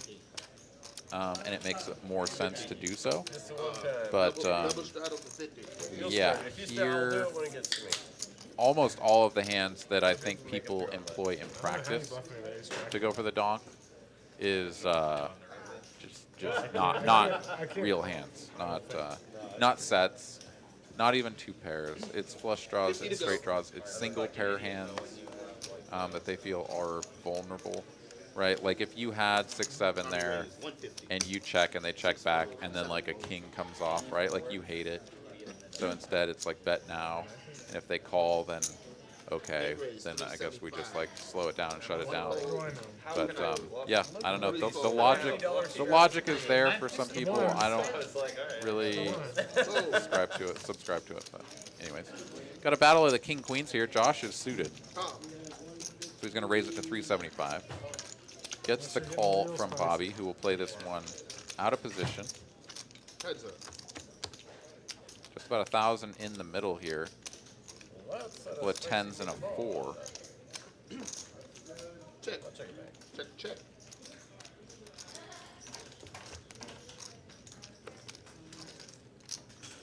Not sure how there's less than 900 in there, given the fact that Bobby called 450. Not checking this one back. So something Bet doesn't check out. 400. Check on the flop. Check for Bobby. Bet of 400 now. And yeah, Bobby, I think, in a pretty standard check fold spot here.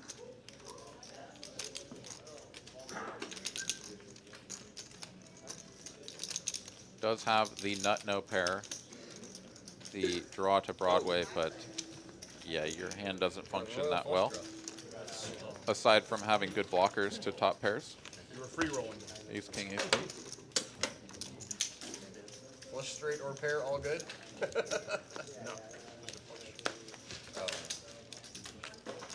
What's right? Josh not understanding what his opponent meant by you were free rolling me. Deck of hearts, only good cards deck. But respect. Yeah, unfortunately, we won't get to see the river to see if it was the Jack of Hearts. Everybody, of course, always wants to see if the Royal comes, but it's not to be, as Bobby could not continue. See 5 fold, 6 fold, 7 fold. Folds to Josh. He's going to open the cutoff. Ace 5 of diamonds. 3 fold. Ming will defend with 7-5 off. Similar functionality to the 5-4 off, although 5-4 would have made a boat. 7-5 is instead just dominated and likely to lose a lot. Okay, here comes Ming donking again, this time with the 2 pair and the inferior kicker. King now on the turn improves his kicker all the way up to a king. Checky, Josh here. Yeah, I guess that's fine. Check. Showdown. Now that he checks, does Josh 2 pair. go for a bet? No, he does not. With the ace kicking, blocking the wheel. I don't know. I mean, it's always weird when someone donks at you. You never really know what they have. But yeah, it does not go for a value bet. It's like, what did he tell? Just didn't know. Domination. Let's see. Gary wants to know how often I go to Buc-ee's. My goodness. I only ever go to a Buc-ee's on a long road trip because they're usually in the middle of nowhere on a highway someplace. And right around here in Austin, don't really have Buc-ee's for me to go to. So I don't know how to answer that. Not very often. All right, hand number 97. I think we're going to make it to 100 plus. All right, 100 even. Padawan producer Kristen has just let me know that we are going to, in fact, end the stream on hand number 100. Eric here, first to act, going to raise this up. A couple of 7s. 3 fold. Josh would like to see a flop with king 6 of clubs, and Ming has 10s. Let's see how he plays this. He is going to 3-bet. I like this. 300 to go. Relatively small size here. I think this is a little bit too small to be playing out of the big blind. I would like to see this go to 350, if not even a little bit more. Yeah, he gets 2 quick calls here, and now, while he does have the best hand and the betting lead, there are quite a few flops that aren't going to be great for him, this being one of them. 2 overs. Or check. He does not know it, but he does still have the best hand, but he's going to check. Eric will check, and let's see if Josh attacks this. Yeah, I think he's got bottom pair and an overcard, so he's just like, you're going to check to me, I'm going to bet. And oftentimes that's just sort of how Josh operates. You check to him, he's going to take a stab at it, and this is no exception. Ming here is going to check jam with his 10s. 2K. And I mean, this is going to work. He's going to win this pot, but this is a very interesting play, as it's very unlikely that he's going to get a superior hand other than a jack to fold. A diamond draw may even call him. Of course, he has the 10 of diamonds, which blocks the king 10, the ace 10 of diamonds that would snap call. So he does have that going for him. But yeah, a little bit of a ballsy, risky play there. I mean, nobody raised him pre-flop, or like 4-bet him, so he can take out like pocket queens. But maybe not. I don't know. Ace king, yeah? Yeah, for that small size, they probably would have 4-bet. I don't know. It's sort of an interesting play. Some stuff that's a little bit unorthodox, perhaps, in comparison to more standard play.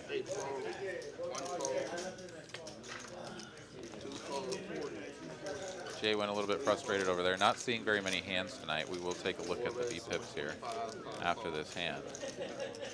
Jay went down there at the bottom, grinding out an 18% night, and it can feel pretty lame. I mean, this was me on Thursday, and I got kind of tilted for sure. It wasn't running well. When I did finally get a hand, just sort of ran into some spots and had some unfortunate runouts. Ming here gonna flop middle set. Eric has backdoor spades, and that's it. So check.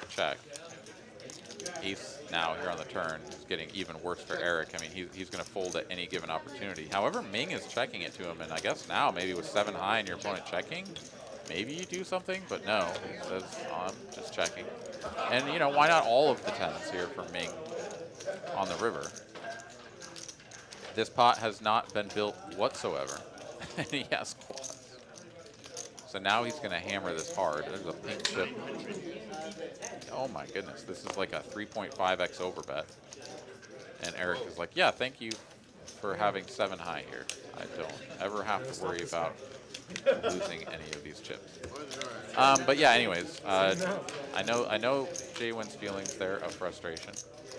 And sometimes that's the way it goes. And yeah, after a full 4 hours of mostly folding and getting wrecked, take its toll on one. I know I got a little bit heated when Jay Wynn stacked me there at the end. Definitely would like to work on my composure, but it happens to the best of us. We started late. Waited. Minutes, right? Just 10 minutes away or something? Yeah. All right, here we go. Hand number 99. This one and one more here on TCH Live Monday, 5:10 uncapped. Thank you guys for tuning in. They're set up on live stream. It's a double straddle for 50. All right, $50 straddle is on. Bobby gonna open a couple of ladies here from the small blind. 150 to go. Josh in the big straddle, of course, will defend with the ace 8 of diamonds. So we'll get to play this one in position. Great flop here for a couple of queens. Scott.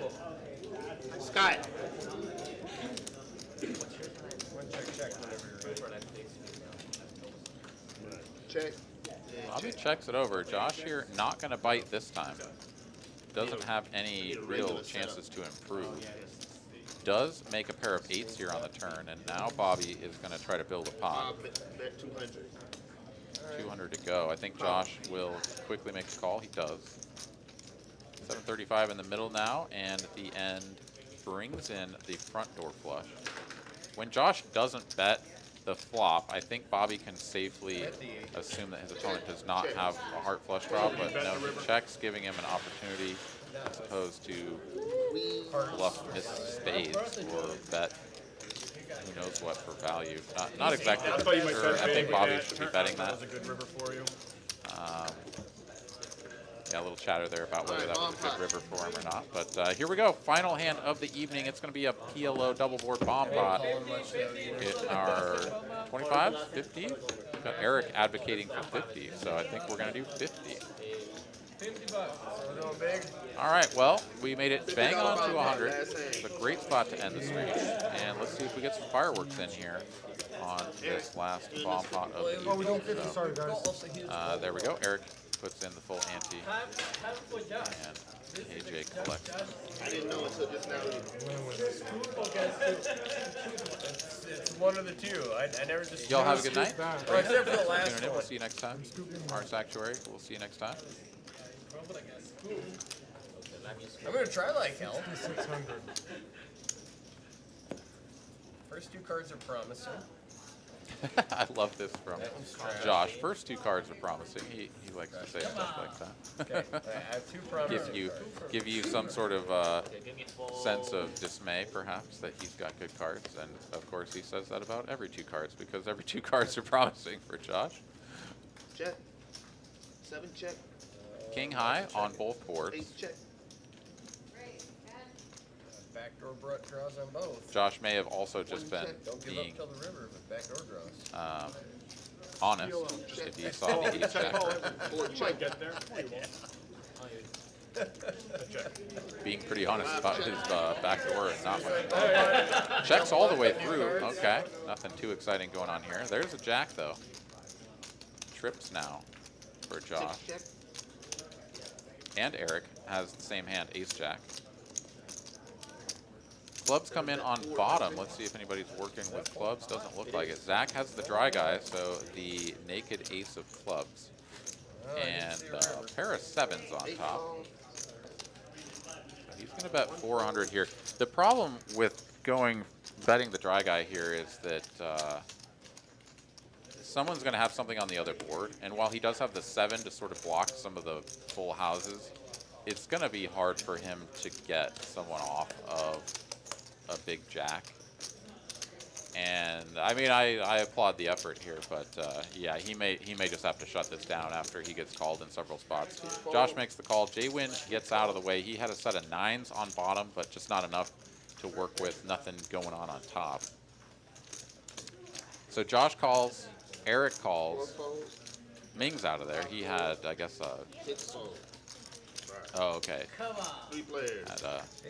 Had a 10 high flush. Here we go to the river 3 ways.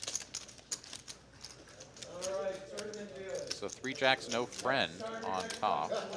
Oh, in fact, no, it's a Broadway straight here now for Eric. And Josh has straight on the bottom board. 1600. As does Zach. Yeah, Zach with a slightly larger straight to the 7. And he is going to bet this big. He says, I've got the ace of clubs. So if anybody's playing on that board, they should be sort of scared out of here. And then maybe I win with the 7 high straight.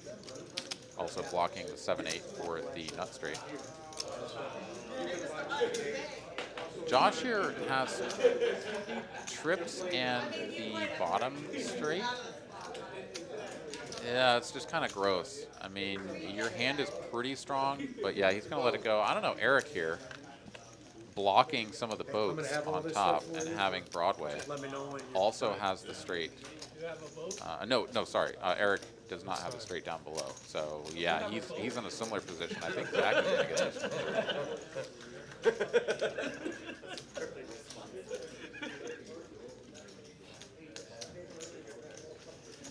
Eric here doesn't like it. In a tough spot. And it's weird because he's really fighting for half the pot. Like he knows that that's the most he's gonna get. He's playing ace jack high on the other board, but he's gonna make the call nonetheless. Oh my god, Eric is a madman. You bluff with chop. You have some real good. You screwed me.